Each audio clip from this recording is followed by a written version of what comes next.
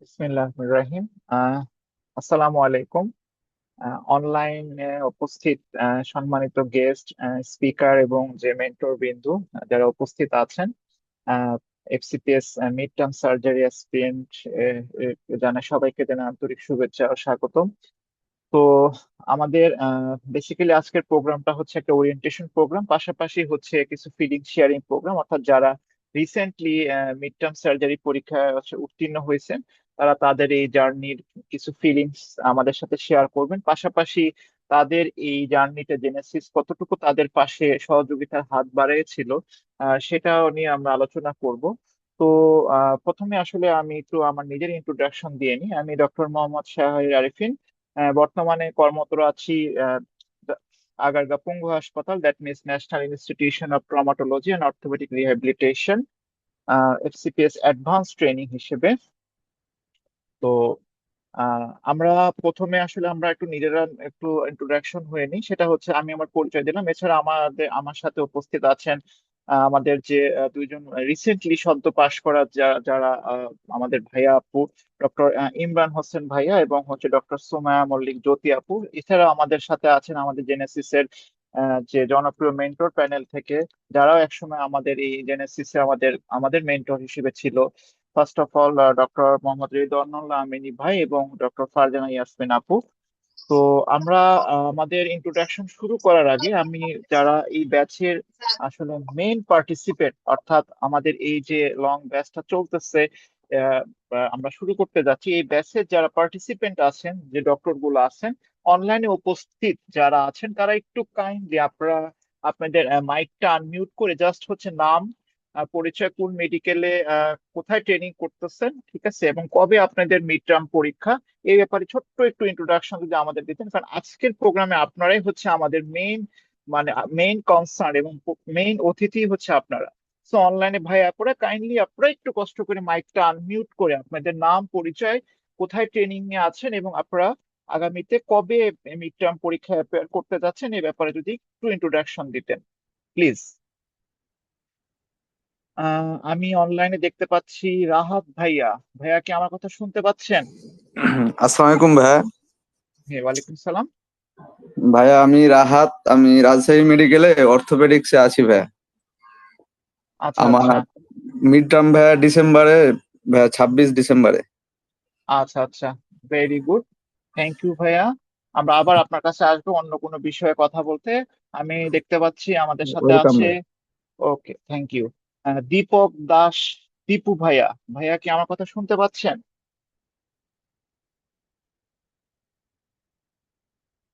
Doctor Dipak Das, Dipu ভাইয়া। Doctor হৃদয় ভাইয়া। সালাম আলাইকুম ভাইয়া। হ্যাঁ, ওয়ালাইকুম আমি আসসালাম। আমি বাংলাদেশ মেডিকেল ইউনিভার্সিটিতে কোর্স ট্রেনিং হিসেবে আছি। আমার মিড টার্ম হচ্ছে ডিসেম্বর 26। আচ্ছা আচ্ছা, কোন আমার সাবজেক্ট সাবজেক্টে আছেন? অর্থোপেডিক্স। ওকে, ভেরি গুড।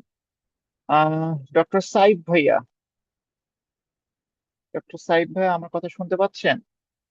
হ্যাঁ ভাইয়া, আসসালামু হ্যাঁ, আলাইকুম। আমি ডাক্তার ওয়ালাইকুম সাইফুদ্দিন সালাম। আহমেদ। আমি যশোর মেডিকেল থেকে এমবিবিএস করেছি। ঢাকা মেডিকেল কলেজে orthopaedic surgery FCPS part 2 trainee হিসেবে আছি। আচ্ছা ভাইয়া, কোন সেশনে পরীক্ষায় বসতেছেন? আমি জানুয়ারি 2027, জানুয়ারি। থ্যাংক ইউ ভাইয়া। ডিসেম্বর 2026, সরি ডিসেম্বর দুই হাজার ওকে ওকে, ছাব্বিশ হ্যাঁ থ্যাংক ইউ। ঠিক, ইটস ওকে। বেসিক্যালি এটা আসলে আগের সিকোয়েন্স হিসাব করলে এটা আসলে জানুয়ারি 27 হয়, যেহেতু বিসিপিএস আসলে এখন কিছু মানে সিস্টেমের কারণে সময়টা আগায় দিছে, যে ডিসেম্বর 26 আর কি। তো থ্যাংক ইউ ভাইয়া। আহ ঠিক আছে, সোমায়া জ্যোতি আপুর কথা একটু পরে শুনবো, আমি পরে আসতেছি। ডক্টর মানজুমা। ডক্টর মানজুমা, আমার কথা কি শোনা যাচ্ছে? আসসালামু আলাইকুম ওয়ালাইকুম ভাইয়া। আসসালাম। আমি আমার প্রবাবল মিড টার্ম টাইম হচ্ছে ডিসেম্বর 2026। আমার discipline plastic and reconstructive surgery. এখন আমি ময়মনসিংহ মেডিকেল কলেজে কোর্স ট্রেনিং এ আছি। ওকে, থ্যাংক ইউ আপু। আহ এরপরে আমি চলে যাচ্ছি ডক্টর রাকিব ভাইয়া, শোনা যাচ্ছে আমার কথা?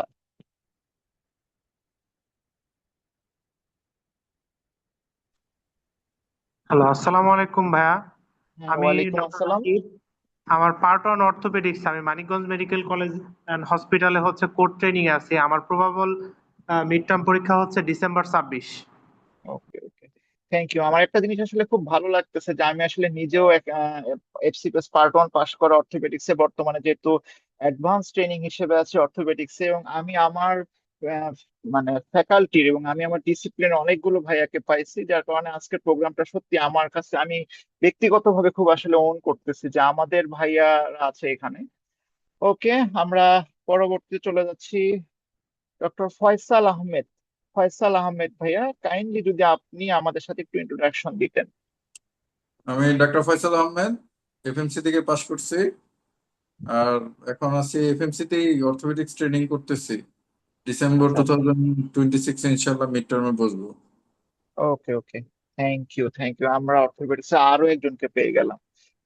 ওকে, আহ আমি দেখতে পাচ্ছি অনলাইনে আমাদের সাথে যুক্ত আছেন ডক্টর হাসনাত তৌহিদ ভাইয়া, কাইন্ডলি একটু যদি ইন্ট্রোডাকশন দিতেন। আসসালামু আলাইকুম। আমি ডক্টর ওয়ালাইকুম হাসনাত আসসালাম। তৌহিদ। আমি পার্ট ওয়ান পড়ছিলাম অর্থোপেডিক সার্জারিতে। এখন সরোয়ার্দী মেডিকেল কলেজে ট্রেনিং এ আছি আর কি। জানুয়ারি 2026-এ আর কি, ডিসেম্বর 2026-এ মিড-টার্ম দেবো। ওকে ওকে ওকে, আমরা আরো একজন অর্থোপেডিক্স পেয়ে গেলাম, আমার খুব ভালো লাগতেছে আসলে বিষয়টা। ওকে, আমরা চলে যাই হচ্ছে পরবর্তীতে ডক্টর মোহাম্মদ আলামিন ভাইয়া। আলামিন ভাইয়া,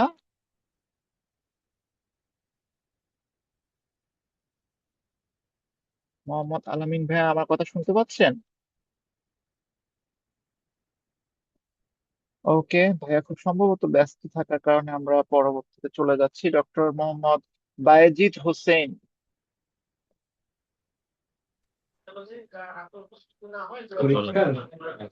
আসসালামু আলাইকুম। ওয়ালাইকুম আসসালাম। অর্থোপেডিক্সে আছি। এখন শহীদ তাজুদ্দিন আহমেদ মেডিকেল কলেজে ট্রেনিং এ আছি। আমার প্রবাবল মিড টার্ম টাইম হচ্ছে ডিসেম্বর 26।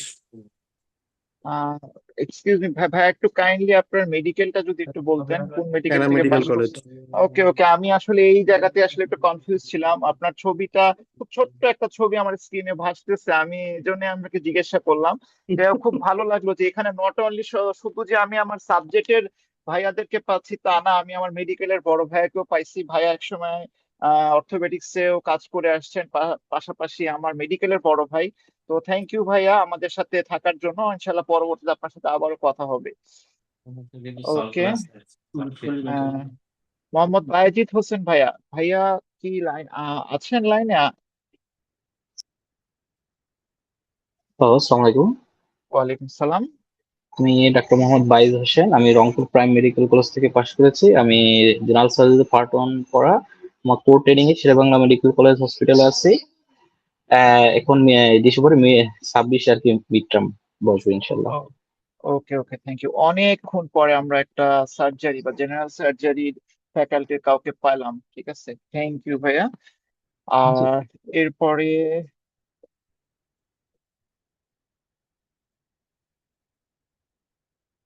সরি ফর ইন্টারাপশন, এরপরে হচ্ছে ডক্টর মুশফিক ভাইয়া। ডক্টর মুশফিক ভাইয়া, একটু কাইন্ডলি যদি একটু আমাদের সাথে ইন্ট্রোডাকশন করতেন।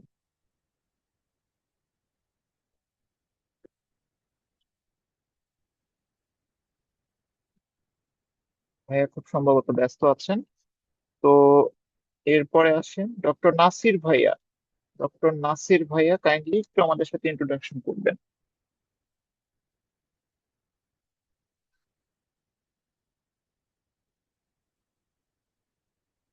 আচ্ছা, ভাইয়ারা খুব সম্ভবত অনলাইনে। ডক্টর হৃদয় ভাইয়া শুনতে পাচ্ছেন? আমাদের সাথে নতুন ভাবে জয়েন করছেন ডক্টর হৃদয়। ভাইয়া আমি বের হয়ে গেছিলাম, আমি ইন্ট্রোডাকশন দিয়েছি already।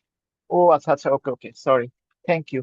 তো ঠিক আছে, আমরা মোটামুটি যারা এই মুহূর্তে আসলে জয়েনিং আছেন তাদের সাথে আমরা একটু ইন্ট্রোডাকশন দিলাম। ভালো লাগলো যে ম্যাক্সিমামই আছেন যারা আসলে অর্থোপেডিক্স এ আছেন। আমার খুব ভালো লাগতেছে যে আসলে অর্থোপেডিক্স এ day by day FCPS training সংখ্যাটা বাড়তেছে, পাশাপাশি নিজের ফ্যাকাল্টির মানুষজন থাকলে আসলে অন্যরকম একটা ভালো লাগাও কাজ করে। শুধু তাই না, আমার নিজের মেডিকেলেরও ভাইয়া আছে এখানে, যা খুব ভালো লাগলো আসলে বিষয়টা। তো যাই হোক, আমরা দেরি না করে আমাদের প্রোগ্রামের আসলে মূল অংশে চলে যাই।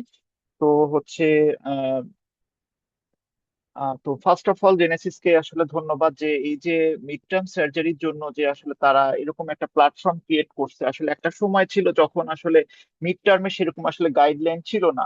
মিড টার্মের গাইডলাইন না থাকার কারণে যেটা প্রবলেম হতো যে আমাদের ট্রেনিং পাশাপাশি হচ্ছে আমাদের আনুষঙ্গিক কাজ সবকিছু মিলিয়ে মিড টার্ম যখন চলে আসে 2 বছর পরে, তখন আসলে কিভাবে প্রস্তুতি নিব, কিভাবে নিজেকে প্রিপেয়ার করব, এই গাইডলাইনটা না থাকার কারণে কিন্তু একটা সময় কিন্তু মিড টার্মে পাশের হার কিন্তু অনেক কম ছিল। এই গাইডলাইনটাই পরবর্তী জেনেসিস যখন এটা মনে করে, একসময় প্রয়োজনীয়তা মনে করে যে না আসলে আমাদের যারা সার্জারিতে ট্রেনিং এ আছেন এই ডক্টরদের আসলে মিড টার্মের জন্য একটা গাইডলাইন দরকার, এই চিন্তা ভাবনা থেকে কিন্তু তারা একসময় কিন্তু এই ব্যাচটা রান করে। দেন হচ্ছে আমরা, সরি একটু নেটওয়ার্ক ইন্টারাপশন ছিল। তো এই জায়গা থেকেই কিন্তু প্রয়োজনীয়তা থেকেই কিন্তু একটা সময় জেনেসিস কিন্তু তাদের মিড টার্মের এই যাত্রাটা শুরু করে, এবং আমি মনে করি যেটা আসলে একটা আমাদের জন্য একটা ব্লেসিং ছিল। আদারওয়াইজ আসলে এত ব্যস্ততার মাঝখানে নিজেকে প্রিপেয়ার করাটা একটু কঠিন ছিল। তো হচ্ছে আজকের এই সেশনটা আসলে মূল উদ্দেশ্য হচ্ছে একটা শুধু যে ব্যাচ অ্যানাউন্স করবো আমরা, বিষয়টা তা না। এটা হচ্ছে যারা upcoming mid term surgery December 2026 যে লং ব্যাচটা রান হচ্ছে, এটার আগামীতে আমাদের যে ক্লিয়ার আসলে ডিরেকশন তুলে ধরবো, যাতে করে আসলে আপনারা প্রপার গাইডেন্স কিভাবে পাবেন, কিভাবে রেগুলার ক্লাসগুলো আপনারা কিভাবে জয়েনিং করবেন, অনলাইন এবং অফলাইনে কিভাবে আসলে ক্লাসগুলো আপনারা অ্যাটেন্ড করবেন, যারা আসলে পেরিফেরিতে আছেন তারা কিভাবে আসলে অনলাইন ক্লাসে অ্যাটেন্ড করবেন, কিভাবে পরীক্ষা দিবেন, কিভাবে তাদের খাতা বা পরীক্ষার যে ম্যাটেরিয়ালস গুলো সাবমিট করবেন, কিংবা স্টাডি ম্যাটেরিয়াল কালেক্ট করবেন। পাশাপাশি আমাদের রেগুলার এক্সাম প্লাস যে এক্সপিরিয়েন্স আমাদের যে মেন্টর প্যানেল আছেন তাদের কাছ থেকে আমরা অনেক কথা শুনবো। আর আপনারা হয়তো জানেন যে আসলে ডে বাই ডে বিসিপিএস এর যে মিড টার্ম সার্জারি পরীক্ষাটা বা মিড টার্ম পরীক্ষাটা কিন্তু ডে বাই ডে অর্গানাইজড হচ্ছে, স্ট্রাকচার্ড হচ্ছে এবং খুবই সিস্টেম ওরিয়েন্টেড হচ্ছে। কিন্তু তার কিন্তু ধারাবাহিকতা আপনারা কিন্তু বিগত পরীক্ষা, অর্থাৎ একটা পরীক্ষা শেষ হয় তার পরবর্তী পরীক্ষায় কিন্তু আসলে জানান দিয়ে যায় যে আপকামিং কি আসতে যাচ্ছে। তো সেই হিসেবে রিসেন্ট যারা জানুয়ারিতে পরীক্ষা দিয়েছে তাদের ফিলিং শেয়ারিং শুনলে আশা করি বুঝতে পারবেন যে আসলে কিন্তু মিড টার্ম কিন্তু এখন শুধুমাত্র একটা গতানুগতিক পরীক্ষার মধ্যে সীমাবদ্ধতা নাই। তারা কিন্তু ডে বাই ডে এটাকে কিন্তু খুবই বেশি স্ট্রাকচার করতেছে, খুবই বেশি অর্গানাইজ করতেছে এবং অনেকটা ইন্টারন্যাশনাল স্ট্যান্ডার্ডের সাথে নিজেদের তাল মিলে আগায় নিয়ে যাচ্ছে। তো আর আমি আসলে ব্যক্তিগতভাবে মনে করি যে প্রিপারেশন আপনারা লং ব্যাচ শুরু করতে যাচ্ছেন, অর্থাৎ অর্থাৎ আজকে এপ্রিল মাস চলতেছে, মে, জুন, অর্থাৎ ডিসেম্বর, সময়টা আসলে অনেক, কিন্তু আসলে একদিক থেকে চিন্তা করলে কিন্তু আসলে আবার সময়টা খুবই স্বল্পতা। তো আমি কিন্তু আমার একটা কথা সবসময় বলি যে যে মানুষটা আসলে যাত্রা আগে শুরু করে, আগে সময় হাতে নিয়ে বের হয়, সে মানুষটা কিন্তু আসলে খুবই নিশ্চিন্তে তার গন্তব্যে পৌঁছাতে পারে। আমি এই কথাটা এর আগেও বলছিলাম। ফর এক্সাম্পল, আপনি আপনার বাসা থেকে আপনি একটা জায়গায় যাবেন, সেখানে এক্স্যাক্টলি আপনার 3 থেকে 4 ঘন্টা সময় লাগবে। আপনি জানেন যে অ্যাপ্রোপ্রিয়েটলি 3 ঘন্টা সময় লাগবে আপনার। আপনি এখন জাস্ট 3 ঘন্টা সময় হাতে নিয়েই বাসা থেকে বের হলেন। আপনি একটা জিনিস চিন্তা করেন, আপনার আপনার মাথায় তখন এই জিনিসটাই কাজ করবে যে আমি আমার যে গন্তব্যে রওনা দিয়েছি, যে গাড়িতে রওনা দিয়েছি, এই গাড়ি যদি 1 মিনিটও দেরি করে আমি আমার গন্তব্যে 1 মিনিট দেরিতে পৌঁছাবো। কিন্তু আরো কিছু জিনিস কাজ করবে আপনার মাথায়। ফর এক্সাম্পল, রাস্তায় যানজট থাকতে পারে, একটা দুর্ঘটনা ঘটতে পারে, আদার্স কিছু সিস্টেম লসের কারণেও কিন্তু সময়ের কালক্ষেপণ হতে পারে। তো আপনি যদি একদম টাইট শিডিউল নিয়ে পড়া শুরু করেন যে হ্যাঁ আমার পরীক্ষা দেরি আছে, আমি পরীক্ষা 2 মাস বা 3 মাস আগে পড়া শুরু করব, আমার এটুকুই এনাফ, আসলে বিষয়টা যেভাবে আমরা চিন্তা করি বিষয়টা আসলে এতটাও ইজি না। এই 3 মাসের ভিতরে আপনার যে লাইফের অনেক ইভেন্ট আছে, অনেক ঘটনা ঘটবে, অনেক ব্যস্ততা আছে, সবকিছু মিলে আলটিমেটলি একটা টাইমে দেখা যাবে যে আপনি আসলে জাস্ট টাইমে আপনি আসলে আপনার প্রিপারেশন কমপ্লিট করতে পারতেছেন না। তো আপনাদেরকে অবশ্যই ওয়েলকাম যে আপনারা এই জিনিসটা রিয়েলাইজ করেই এই লং ব্যাচের জন্য আসছেন। আমি আশা রাখি যে এই লং ব্যাচকে যারা আগামী ডিসেম্বর 2026 মিড টার্মকে ফোকাস করে যারা লং ব্যাচে আসলে আসছেন, আমি অবশ্যই মনে করবো আপনারা, আপনাদেরকে ওয়েলকাম। আর আপনারা যে উদ্দেশ্য নিয়ে আসছেন, মহান আল্লাহ পাক আপনাদের উদ্দেশ্য সফল করুক। তো এই কারণে আসলে লং ব্যাচের গুরুত্বটা অনেক বেশি।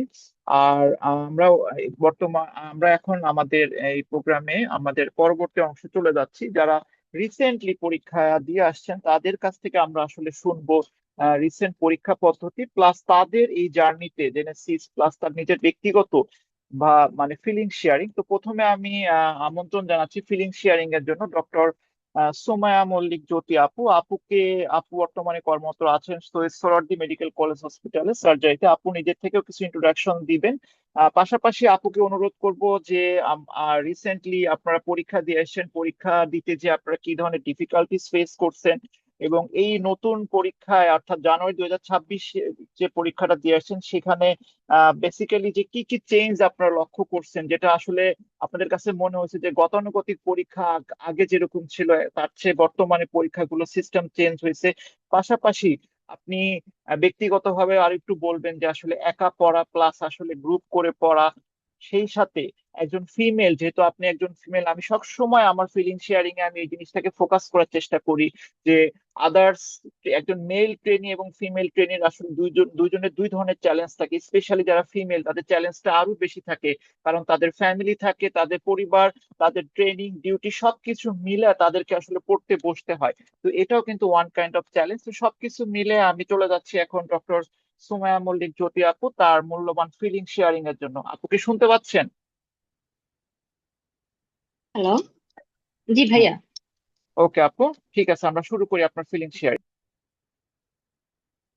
থ্যাংক ইউ ভাইয়া, থ্যাংক ইউ শাহরিয়ার ভাইয়া এবং জেনেসিসকে আসলে অসংখ্য ধন্যবাদ আমাকে সুযোগ দেওয়ার জন্য যে আমি যেন কিছু বলতে পারি। আসলে আমার এই সুযোগটার জন্য আসলে অসংখ্য ধন্যবাদ যে সামনে যারা আসলে মিড টার্ম দিবে তাদের যদি কিছু উপকার হয় তো সেটা আমার জন্য আসলে অনেক অনেক খুশির কারণ হবে। তো প্রথমে আমার পরিচয়টা আমি দিই। আমি ডক্টর সুমাইয়া মল্লিক জ্যোতি। আমি বর্তমানে এফসিপিএস অ্যাডভান্স ট্রেনিং হিসাবে শহীদ সোহরাওয়ার্দী মেডিকেল কলেজে আছি জেনারেল সার্জারিতে। তো আমার মিড টার্ম আমি এবার জানুয়ারি 2026-এ মিড টার্ম পাস করেছি সার্জারিতে। তো মিড টার্ম জার্নিটা আসলে আমার মিড টার্ম আমি ঢাকার বাইরে ট্রেনিং করেছি। মিড টার্ম দেওয়ার আগে ঢাকার বাইরে তো আমার আসলে ঢাকার বাইরেই থাকা হয়েছে এর আগের 1 বছর। তো সেই টাইমে আসলে হঠাৎ করে ডিসিশন নেওয়া যে আমি হয়তো প্রথমে ভেবেছিলাম যে আমি মিড টার্মটা দিব না জানুয়ারিতে। দেন আমি হঠাৎ করে ডিসিশন নেই যে মিড টার্ম দিব। দেন আসলে এরপরে তো আমি এর আগেও জেনেসিস এর সাথে আসলে যুক্ত ছিলাম। যে কোনো পরীক্ষা এফসিপিএস পার্ট ওয়ান এর সময়ও জেনেসিস এর সাথে যুক্ত ছিলাম এবং সেখান থেকেই সেই হেল্পেই প্রিপারেশন নিয়ে আসলে আমি পার্ট ওয়ান পাস করেছি। তো নেক্সট টাইম আসলে আমি চিন্তা করেছি যে আসলে জেনেসিস এর বিকল্প কিছু না, কারণ মিড টার্ম এখন বর্তমানে যে যেরকম question pattern exam, mid term এখন আসলে ইজি এক্সাম না। যথেষ্ট ইনিশিয়াল যেই সিস্টেমটা ছিল এখান থেকে কোশ্চেন প্যাটার্ন চেঞ্জ হয়েছে, স্যারদের এক্সাম নেওয়ার প্যাটার্নও চেঞ্জ হয়েছে। তো সেই হিসাবেই আসলে আমার জেনেসিসে ভর্তি হয়ে যাওয়া।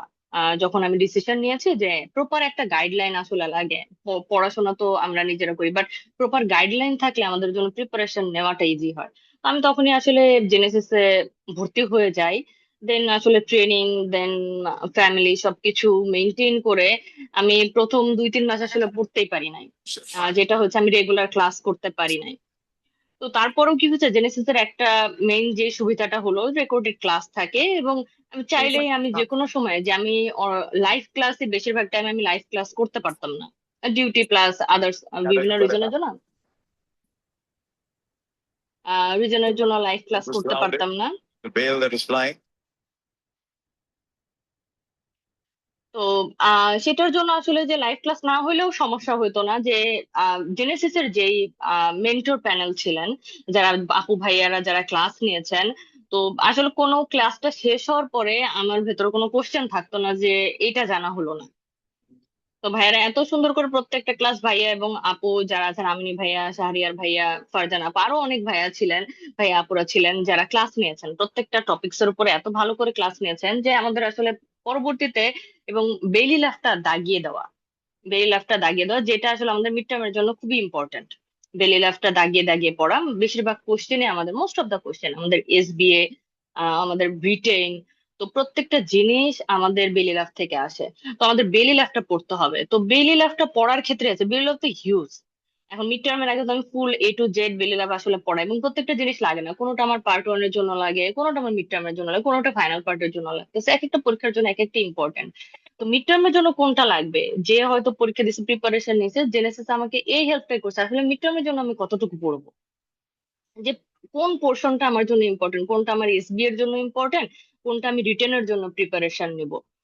তো এইভাবে যখন আমরা প্রিপারেশনটা নেই, কম টাইমে কিন্তু অনেক ভালো প্রিপারেশন নেওয়া সম্ভব। এবং পরীক্ষায় সফল হওয়া সম্ভব। তো এটা যদি আপনি যদি একটা ভালো গাইডলাইন পান, তো আমি বলবো জেনেসিসকে অসংখ্য ধন্যবাদ যে আমি মিড টার্ম একবারেই ফার্স্টেই অ্যাপিয়ার করে এবং আমার ফার্স্ট অ্যাটেম্পটেই আমি ক্লিয়ার করেছি। তো এটা আসলে আমি বারবার বলবো যে জেনেসিসের হেল্প না থাকলে আমি ফার্স্ট অ্যাটেম্পটে আমার জন্য টাফ হয়ে যেত ফার্স্ট অ্যাটেম্পটে ক্লিয়ার করা। প্লাস রিটেন যেই জিনিসটা আমাদের রিটেন যেই এক্সামটা হয়, আগে যে কোশ্চেন প্যাটার্ন ছিল, প্রিভিয়াস কোশ্চেন যদি আপনারা যারা এখন লং ব্যাচে ভর্তি হয়েছেন, ইনশাল্লাহ আরো অনেকেই ভর্তি হবেন, আহ, আপনারা যদি প্রিভিয়াস কোশ্চেন গুলা দেখেন, তো প্রিভিয়াস কোশ্চেন থেকে রিসেন্ট কোশ্চেন অনেক চেঞ্জ হয়েছে। আগে হয়তো ডিরেক্ট কোশ্চেন আসতো বা কেস সিনারিও দিয়ে কোশ্চেন চলে আসতো, খুবই ইজি, মানে আপনার এতটা ব্রেন স্টর্মিং করা লাগতো না। তো রিসেন্ট হচ্ছে যে একটু ঘুরায় জেনেসিস একটু কোশ্চেন দেয়, কিছু কোশ্চেন আছে একটু আনকমন টপিকস থেকে, যে এই বিসিপিএস এখন কোশ্চেন দেওয়া শুরু করছে, অনেক আনকমন, হঠাৎ করে একটা দুইটা কোশ্চেন পাবেন একটু আনকমন টপিকস। তো সেইটাও দেখা যাচ্ছে পড়া লাগে। প্লাস লেখার যে অভ্যাসটা, আমাদের লেখার অভ্যাস আসলে এখন বর্তমানে যে অবস্থা, যদি আমরা এফসিপিএস আর অন্য কোনো কিছু না যায়, পার্ট ওয়ান আমাদের রিটেন দেওয়ার কোনো ব্যাপার নেই, লাস্ট সেই ফাইনাল প্রফে আমরা লাস্ট হয়তো আমরা রিটেন দিয়েছি, এর মাঝখানে বেশিরভাগটা আমার ক্ষেত্রে যেটা হয়েছে, আমি লাস্ট রিটেন আমি আমার ফাইনাল প্রফের রিটেন এক্সাম দিয়েছিলাম, এরপরে আমি আর কোনো রিটেন এক্সাম দিই নাই। তো এরপর আসলে একটা লং টাইম পরে এরকম রিটেন এক্সাম দেওয়াটা, এটা সো মাচ ডিফিকাল্ট। তো এটা আসলে আপনাদের যারা বলবো যে এখন থেকেই আপনারা প্র্যাকটিস করবেন, যারা লং ব্যাচে আছেন, ইনশাল্লাহ যারা জানুয়ারি ডিসেম্বর 2026-এ পরীক্ষা দিবেন, তো এখন থেকেই একটু লেখার অভ্যাসটা করবেন। কারণ টাইম অনেক কম থাকে, প্লাস কোশ্চেন আসলে অ্যান্সার, তো অ্যান্সার দিতে গেলে তো অনেক কিছু লেখা যায়, মার্কস এর দিকে দেখতে হয় যে আসলে কোনোটাই 1.5 মার্কস থাকে, কোনোটাই 2 মার্কস, কোনোটাই 1 মার্কস। আমি আসলে কতটুকু দিব, হয়তো 1 মার্কস আছে, কিন্তু অ্যান্সার লিখতে গেলে, কোনো একটা কোশ্চেন অ্যান্সার লিখতে গেলে হয়তো অনেক বড় হয়ে যায়। তো সেটা করতে হবে, যেমন 1 মার্কের জন্য আমাকে 1 মার্কসে মতো করেই অ্যান্সারটা দিতে হবে, বেশি লেখার তো আসলে সুযোগ নাই, আমরা পার কোশ্চেনে খুব বেশি টাইম পাই না এক একটা কোশ্চেনের জন্য। আপনার 5 to 6 মিনিটস এরকম আপনি এক একটা কোশ্চেনের জন্য হয়তো টাইম পাবেন। তো লেখার জন্য আপনার খুব বেশি টাইম থাকে না, খুব দ্রুত লিখতে হয়। তো সেই ক্ষেত্রে আপনার যদি কনসাইজ করা না থাকে, লেখার অভ্যাস যদি না থাকে, তো সেই ক্ষেত্রে কি আপনি আরো স্লো হয়ে যাবেন। তো রেগুলার এখন থেকে যারা আছেন, আমি বলবো যে রেগুলার একটু লেখার প্র্যাকটিস করবেন। আর জেনেসিস এর সাথে আছেন যেহেতু, যারা ঢাকার বাইরে আছেন, হয়তো এখানে এসে অনলাইন এক্সাম দিতে পারবেন, আমি যেমন ছিলাম ঢাকার বাইরে, তো আমি এই ডিফিকাল্টিটা ফেস করছি, বাট জেনেসিস এর সাথে থাকার কারণে আসলে আমার এটা হয় না। কারণ ওনারা সবসময় আমাকে কোশ্চেন অ্যান্সার পেপার সবকিছু দিয়ে পাঠাতো, আমি এখানে এক্সাম দিয়ে আবার দেখা যাচ্ছে এখানে আপনারা চাইলে অনেকে কুরিয়ার করে পাঠানো যায়, ছবি তুলেও পাঠানো যায়, এই ফ্যাসিলিটিটা আপনাদের থাকবে যে আপনি আপনার পরীক্ষা দিয়ে আপনি আপনার কোশ্চেন পেপারটা কি জেনেসিসে যে পরীক্ষা দিতে হবে তা না, এই সুবিধাটা আছে যে আমি বাসায় বসে পরীক্ষা দিয়ে এটা আমি ছবি তুলে পিডিএফ ফাইল করে বা চাইলে আমি কুরিয়ার করেও পাঠিয়ে দিতে পারতেছি। তো সেটা আপনার ইভালুয়েশনটা হচ্ছে যে আসলে লেখাটা কেমন হচ্ছে, ইভালুয়েশনটা হয় যে আমার লেখাটা আসলে মার্কস কেমন হবে, এবং এখানে যারা মেন্টররা আছেন ওনারাই খাতা দেখে আপনার, তো আপনি নিজেকে জাজ করতে পারবেন, এক লেখার প্র্যাকটিস হবে, সাথে কি আপনি নিজেকে জাজও করতে পারবেন আসলে আপনার অ্যান্সারটা কেমন হচ্ছে বা আর কতটুকু ইমপ্রুভমেন্ট করা দরকার। এবং এর সাথে কি এসবি এর জন্য আমাদের এট এ টাইম কি এসবি রিটেন এবং সাথে কি অস্কির জন্য প্রিপারেশন নিতে হয়। যে এই যে লং ব্যাচে যারা আছেন, আমি বলবো যারা হয়তো এখনো চিন্তা করতেছেন ভর্তি হবেন কি হবেন না, তো এখন থেকে প্রিপারেশন যদি নেন, ইনশাল্লাহ একটা ভালো ফলাফল আপনারা পাবেন। যেটা হয় যে আমাদের এট এ টাইম কিন্তু রিটেন এসবি এর সাথে যেটা অস্কির প্রিপারেশনটা নিতে হয় একই সাথে। তো অস্কির প্রিপারেশনটা যদি না হয়, রিটেনের রেজাল্ট, যেমন আমাদের ক্ষেত্রে আমাদের রিটেনের রেজাল্টের পরে আমরা মাত্র মাঝখানে একদিন টাইম পেয়েছিলাম অস্কির জন্য। যখন আসলে রিটার্ন দেওয়ার পরে বেশিরভাগ যতই লিখে আসে ওরকম একটা কনফিউশন থাকে, আমি কি পাস করব নাকি রিটার্ন ফেল হবে, রিটার্ন পাস করব নাকি ফেল হবে। যতক্ষণ না পাস করতেছেন আপনি কখনো শিওরলি বলতে পারবেন না আপনি রিটার্ন পাস করছেন, বা আপনি এমন পরীক্ষা দিয়ে আসছেন আমি হয়তো পাস করব, এটা আসলে আমাদের জন্য এই স্টেজে এসে বলা টাফ, যে সবকিছু লিখে আসার পরও। তো ওইটার পরে কি হয়, টেনশনে কিন্তু ওই টাইমটাতে পড়াটাও একটু টাফ হয়ে যায়। তো আপনার অস্কির প্রিপারেশনটা যদি এই টাইমে নিয়ে না রাখেন রিটেনের পাশাপাশি, তো ও তখন হয়তো রিটেন হয়তো পাস করে যাবেন, তখন দেখা যাচ্ছে অস্কিতে যে খারাপ হয়ে যেতে পারে। তো এট এ টাইম আপনার কি রিটেনের প্রিপারেশন নিতে হচ্ছে, সেই সাথে কি অস্কির প্রিপারেশনটাও নিতে হয়, অস্কির প্রিপারেশনটাও নিতে হয়। তো একটা লং টাইম, প্লাস আমাদের ডিউটি ফ্যামিলি সবকিছু মেনটেন করে আসলে যদি প্রতিদিনই একটু একটু করে সময় না দেওয়া হয় মিড টার্মের জন্য, তো লাস্ট মোমেন্টে যে আসলে প্রেশারটা অনেক বেশি হয়ে যায়।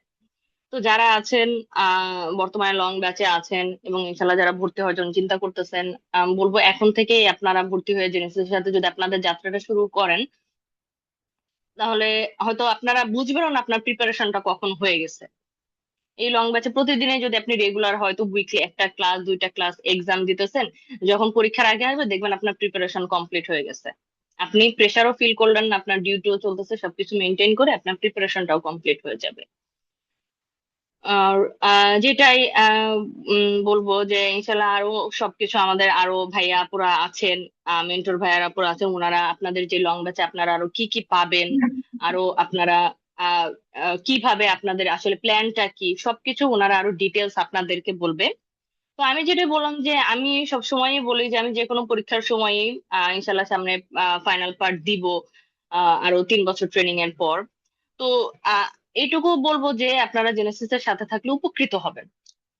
আপনাদের প্রিপারেশনটা, যেই কষ্টটা আসলে নিজে নিতে গেলে একা পড়ার যেই এটা, যে একটু মনে হয় যে আমরা অকুল পাথারে পড়ে গেছি, বা এটা বেলি লাভটা নিয়ে বসলে মনে হয় যাচ্ছে এটা ইম্পর্টেন্ট, আমার তো পড়তে গেলে মনে হয় সবকিছু ইম্পর্টেন্ট আমার কাছে। কিন্তু আসলে তো সবকিছু পড়ে তো কভার করা যায় না। যে কোনোটা আমার ব্রিটেনের জন্য লাগতেছে, কোনোটা এসবি এর জন্য লাগতেছে, কোনোটা আমার অস্কির জন্য ইম্পর্টেন্ট, এবং অস্কির জন্য আমাদের কিছু কিছু বই আছে যেখান থেকে আসলে ওইখান থেকেই পড়তে হয়, ওই প্যাটার্নে অ্যান্সার গুলা দিতে হয়।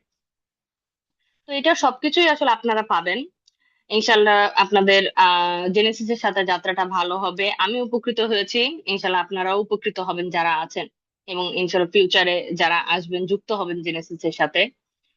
আপনাদের যেটা আছে শুধু জাস্ট আপনারা জেনেসিসের সাথে থাকবেন, অ্যাটাচড থাকবেন, ফলো করবেন যেভাবে ক্লাসগুলো হয়, যেভাবে ক্লাসে বলা হয় যে এটা এসবি এর জন্য, বইটা দাগায় নিবেন এবং রেগুলার এক্সাম দিবেন, লেখার প্র্যাকটিস করবেন, রেগুলার এক্সামটাকে জমাবেন না। হয়তো হইতে পারে যে অনেক সময় মনে হয় যে না সময় পাচ্ছি না, এক্সাম এখন না দেই, পরে দিব, পরে দিতে গেলেই বার্ডেনটা আসলে তৈরি হয়ে যায়। যখনকারটা তখনকার চেষ্টা করবেন যে যতটুকু সময়ের মধ্যে হইলেও, ডেইলি 1 আওয়ার হইলেও পড়ার জন্য দেওয়ার জন্য, যে একটা হয়তো আজকে আমি একটা এক্সাম দিয়ে দিলাম, 1 ঘন্টা 1.5 ঘন্টার একটা এক্সাম দিয়ে দিলাম, ওটা আপনি ইভ্যালুয়েশন করাতে পারবেন। তো আসলে সবাইকে অসংখ্য ধন্যবাদ, অনেক কথা বলেছি। অ্যান্ড আপনাদের আশা করি আপনাদের জেনেসিস এর সাথে এবং আমাদের যারা মেন্টর ভাইয়ার উপর আছে সবার সাথে ইনশাল্লাহ ভালো একটা আগামী যেই 8 মাসের যেই প্ল্যান, ইনশাল্লাহ আপনাদের ভালো যাবে। সবাইকে অসংখ্য ধন্যবাদ এবং শুভকামনা সবার জন্য। থ্যাংক ইউ সুমাইয়া মল্লিক, জ্যোতি আপু। আপনি আসলে মানে প্রথম কথা হলো আপনি আমাদের জেনেসিস এর মেন্টর প্যানেলের একজন সদস্য। তো ভালো লাগলো আপনি আসলে আপনি আপনার ফিলিংস যেমন শেয়ার করলেন, পাশাপাশি যে আপকামিং যারা পরীক্ষার্থী তাদের জন্য একটা সুন্দর গাইডলাইন আপনি দাঁড় করালেন। হ্যাঁ, আসলে আমি কিছু কিছু কথায় আসলে খুব একমত প্রকাশ প্রকাশ করতেছি যে আমরা যারা আসলে এখন ট্রেনিং করতেছি, আমরা লাস্ট আসলে রিটেন পরীক্ষাটা দিয়ে এসেছি সেই যখন এমবিবিএস ফাইনাল পরীক্ষা দিছি তখন। তারপরে আসলে সেই রকম ভাবে আয়োজন করে রিটেন পরীক্ষাটা সেভাবে দেওয়া হয় নাই। আর রিটেনে বেসিক্যালি যে আমাদের মেইন চ্যালেঞ্জটা হয়ে দাঁড়ায় হচ্ছে টাইম ম্যানেজমেন্ট। অর্থাৎ আপনি আপনার কাছে কোশ্চিন থাকবে আর সেই তুলনায় কিন্তু সময় থাকে না। আপনি এই স্বল্প সময়ে কতটুকু লিখতে হবে, অ্যাটলিস্ট এক্সাক্ট কতটুকু অ্যান্সার টিচাররা আসলে এক্সপেক্ট করে, কতটুকু অ্যান্সার স্যারদের চেক লিস্টে অ্যাপ্রুভাল দেয়, এই সব কিছু যদি আপনি না জেনে থাকেন তাহলে কিন্তু আপনি সময়ের মধ্যে লেখাটা শেষ করতে পারবেন না। আমি অনেক ভালো ভালো স্টুডেন্ট বা ডক্টরকে দেখেছি যারা আসলে কিন্তু এই পরীক্ষার হলে শুধুমাত্র টাইম ম্যানেজমেন্টটা না জানার কারণে কিন্তু পরীক্ষা খারাপ করে চলে আসছে। সো এই যে টাইম ম্যানেজমেন্টটা, এটা কিন্তু প্র্যাকটিসের ব্যাপার। এই প্র্যাকটিসের প্ল্যাটফর্ম কিন্তু আপনি এই জেনেসিস ছাড়া আর কোথাও কিন্তু সুযোগ পাচ্ছেন না আপনি। এই জন্যই আমাদের যে আপকামিং যে ব্যাচ গুলো শুরু হচ্ছে, আপনারা লং ব্যাচে আছেন, আপনাদের কিন্তু প্রত্যেকটা টপিকের যেদিন যে ক্লাস হবে, আপকামিং টপিক শুরু হওয়ার আগে কিন্তু আপনাদের কি হয়, ওই টপিকের উপরে একটা ক্লাস টেস্ট হয় এবং সেখানে কিন্তু একটা নির্ধারিত সময় বেঁধে দেওয়া থাকে। তো আপনি যদি নিয়মিত ভাবে সেই পরীক্ষাগুলো অ্যাটেন্ড করেন এবং টাইম ম্যানেজমেন্টটা যদি তখন থেকে যদি প্রিপেয়ার হয়ে নেন, তাহলে কিন্তু পরীক্ষার হলে যে কিন্তু আপনার এই যে হ্যাসেলটা সেটা কিন্তু আর ফিল করতে হবে না। একটা জিনিস চিন্তা করেন যে পার্সনটা আসলে নিয়মিতভাবে পরীক্ষা দিচ্ছে, টাইম ম্যানেজমেন্টের সাথে নিজেকে অ্যাডাপ্ট করে পরীক্ষার হলে যাচ্ছে, আর আপনি একদম ফ্রেশার হয়ে পরীক্ষার হলে যাচ্ছেন, যে আপনার কোনো আইডিয়াই নাই কোন কোশ্চেনে কতটুকু লিখতে হবে আর কতটুকু সময়ের মধ্যে আপনাকে কতটুকু শেষ করতে হবে, এই আইডিয়াটা না নিয়ে যদি আপনি পরীক্ষার হলে যান, তাহলে কিন্তু সমস্যা যেটা হবে যে শুরুর দিকের কোশ্চেন গুলো আপনি খুব সুন্দর করে লিখতেছেন লিখতেছেন লিখতেছেন, এদিকে সময়ের সাথে কোনো আপনার সম্পর্কই নাই, লাস্টে দেখবেন যে পুরো একটা গ্রুপ আপনার লিখায় হয় না, হাতে সময় আছে আর 10 মিনিট, তখন কিন্তু এই যে কোশ্চেন ছেড়ে আসার কারণে আপনার কিন্তু আলটিমেট একটা সুন্দর প্রিপারেশন থাকা সত্ত্বেও আপনার রেজাল্টটা কিন্তু খারাপ হবে। সো এই টাইম ম্যানেজমেন্টটা কিন্তু একটা প্র্যাকটিসের বিষয়, প্র্যাকটিসের জন্য আমি মনে করি একটা খুব বেস্ট একটা প্ল্যাটফর্ম আমাদের Genesis mid term surgery program. So অবশ্যই আপনারা এই প্র্যাকটিসটাকে ইউটিলাইজ করার চেষ্টা করবেন, এটা কিন্তু আপনাদের পাশের একটা মেইন কনসার্ন। তো যাই হোক, আমরা পরবর্তী প্রোগ্রামে যাওয়ার আগে আমরা দেখতে পাচ্ছি আমাদের সাথে নতুন কিছু ভাইয়া পুরা জয়েন করছেন। আমি আগেই বলে নিছি আজকের প্রোগ্রামের কিন্তু মেইন গেস্টরাই কিন্তু আজকে আমাদের অডিয়েন্স যারা, অর্থাৎ এই ব্যাচের যারা স্টুডেন্ট বা আপকামিং ব্যাচ গুলোতে যারা আসলে জয়েন করতেছে, তারাই আমাদের আসলে মেইন অডিয়েন্স। আমি দেখতে পাচ্ছি নতুন ভাবে জয়েন করছে আহ ডক্টর রাইসুল আমিন রুবেল ভাই।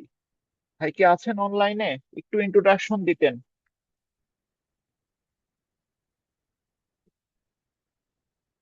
রাইসুল আমিন রুবেল ভাই, আচ্ছা ভাইয়া খুব সম্ভবত ব্যস্ত। সাদিয়া তানজিলা আপু আছেন? সালামু আলাইকুম। জি ভাই ওয়ালাইকুম আছি। আসসালাম। জি আপু, আপনার কোথায় ট্রেনিং করতেছেন এবং আপনি প্রবাবল কবে মিড টার্ম পরীক্ষায় অ্যাপিয়ার করতেছেন, কাইন্ডলি যদি একটু শেয়ার করতেন। আমি চিটং মেডিকেল কলেজে ট্রেনিং করছি আর ডিসেম্বর 26-এ মিড টার্ম কোন সাবজেক্টে আছেন আপু? General surgery. ওকে, আমরা জেনারেল সার্জারি আরেকজনকে পেলাম। তো একটা কথা একটু বলে নেই, আসলে সার্জারি আর জেনারেল সার্জারি এই আসলে সাবজেক্টের নামটা নিয়ে একটা কন্ট্রোভার্সি ক্রিয়েট হয়। তো আপনারা যারা এফসিপিএস বা ফেলোশিপের প্রোগ্রামে আছেন, এটাকে আসলে জেনারেল সার্জারি বলেন না, এটাকে শুধু সার্জারি বলেন, যেহেতু এটা মাদার সাবজেক্ট। জেনারেল সার্জারি শব্দটা শুধুমাত্র রেসিডেন্সি প্রোগ্রাম অর্থাৎ এমএস প্রোগ্রাম গুলোতে এখানে শুধুমাত্র স্পেসিফিক ভাবে জেনারেল সার্জারি মেনশন করা আছে, কিন্তু আমাদের এফসিপিএস কারিকুলাম বা ফেলোশিপ প্রোগ্রামে জেনারেল সার্জারি বলে আলাদা আসলে কোনো সাবজেক্ট সেখানে নাই, এটা হচ্ছে surgery, mother subject. Okay, thank you. আমরা এরপরে একটু ইন্ট্রোডাকশন নিব। ডক্টর ফাতেমা সুলতানা আপু, আপু নতুন করে জয়েন করছেন, কাইন্ডলি আপু একটু ইন্ট্রোডাকশন দিবেন।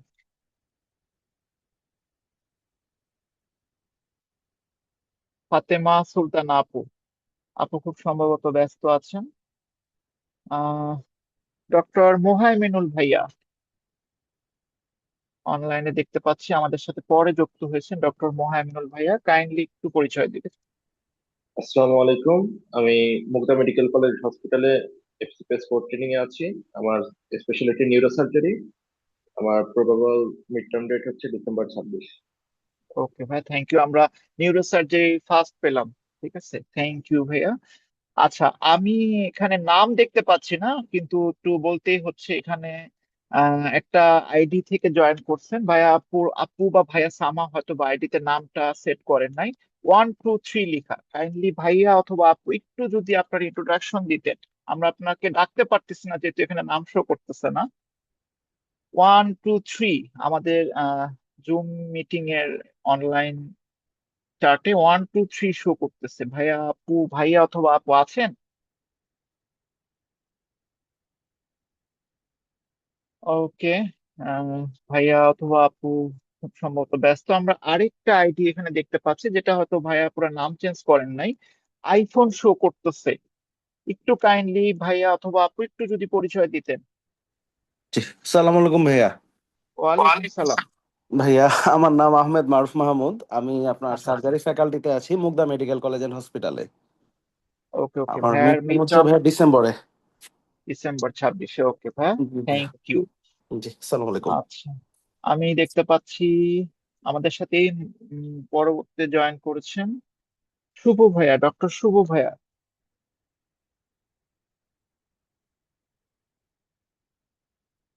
শুভ ভাইয়া শুনতে পাচ্ছেন?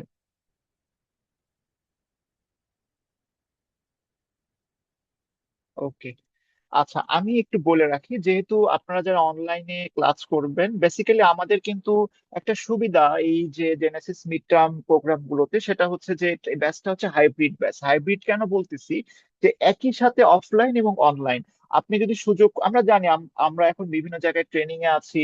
আমাদের স্পেশালি যারা মানে গভর্নমেন্ট হসপিটাল গুলোতে আছেন, আমাদের কিন্তু স্পেসিফিক কোনো একদিনে অ্যাডমিশন থাকে, পোস্ট অ্যাডমিশন থাকে, ওটি থাকে, পাশাপাশি আদার্স ডিউটিও থাকে। তো সবকিছু মিলে সবসময় যে আসলে আমাদের সেন্টারে এসে, যারা ঢাকায় থাকি আর কি, সেন্টারে এসে যারা ক্লাস করার সুযোগ সবার আসলে হয়ে ওঠে না।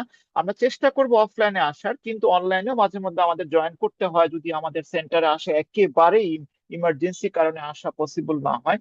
তো আপনারা যারা অনলাইনে মানে ক্লাস করবেন, একটা রিকোয়েস্ট থাকলো, আপনারা আপনাদের আইডির একদম সুন্দর প্রফেশনাল নাম, আপনার যে নামটা সার্টিফিকেটে আছে বা আপনার একদম জেনুইন যে ফুল নাম, সেই নামটা এখানে ব্যবহার করবেন। আদারওয়াইজ আমাদের সাথে, আমাদের যেমন আপনাদেরকে ইন্ট্রোডাকশন করতে প্রবলেম হয়, পাশাপাশি কিন্তু এরকম নাম থাকলে কিন্তু অনেক সময় আমাদের জেনেসিসের যারা আছেন তারা কিন্তু অনেক সময় সাসপিশিয়াস মনে করতে পারেন যে আসলে এটা কে জয়েন করছে, এক্স্যাক্টলি আসলে তাদের রেজিস্টার্ড কেউ কিনা। তো এরকম যদি মানে অন্য নাম থাকে, তাহলে কিন্তু অনেক সময় অথরিটি আপনাদের এই আইডিটা কিন্তু ডিসেবল করে দিতে পারে বা এখান থেকে মানে কিক আউট করে দিতে পারে, শুধুমাত্র এক্সাক্ট নাম না থাকার কারণে। সো কাইন্ডলি আপনারা যারা আসলে এক্স্যাক্টলি নামটা দেওয়া নাই এখানে, অর্থাৎ যে প্রপার নাম বা প্রফেশনাল নাম যেটা দেওয়া নাই, আপনারা কাইন্ডলি একটু চেঞ্জ করে নেবেন ভাইয়া, আপনারা আদারওয়াইজ কিন্তু এই ধরনের একটা হ্যাসেলের মধ্যে পড়বেন। তো হচ্ছে আমি দেখতে পাচ্ছি আমাদের সাথে জয়েন করছে নূর আপু। আছেন আপু? ডক্টর নূর আপু, কাইন্ডলি একটু আপনার নাম, সরি নাম তো আমরা জানি, প্লাস পুরা নাম, পাশাপাশি কোন সাবজেক্টে আছেন, কোথায় ট্রেনিং করতেছেন, এবং আপনার প্রবাবল এফসিপিএস মিড টার্ম কবে দিচ্ছেন। জি, আসসালামু আলাইকুম। আমি ডক্টর নোরাফরিন, কোলোরেক্টাল সার্জারিতে আছি ময়মনসিংহ মেডিকেল কলেজে। ওকে ওকে আপু, কি আগামী ডিসেম্বরে মিড টার্ম? জি, জি, ডিসেম্বরে। ওকে, আমরা কোলোরেক্টালের আরেকজন আপুকে পেলাম, মানে ফার্স্ট একজন কোলোরেক্টাল আপুকে পেলাম। আহ তারপরে হচ্ছে ডক্টর হাসনাত তৌহিদ ভাইয়া। আসসালামু আলাইকুম ভাইয়া, আমি অলরেডি ইন্ট্রোডাকশন দিয়েছি আর কি। ও আচ্ছা আচ্ছা, ঠিক আছে ভাই, ওকে ওকে, থ্যাংক ইউ। আচ্ছা, ডক্টর শাকিউল কবির, ডক্টর কবির ভাইয়া আছেন?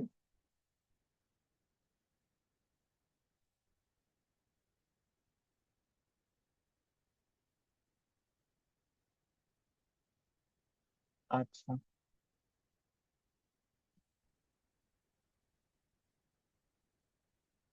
ওকে,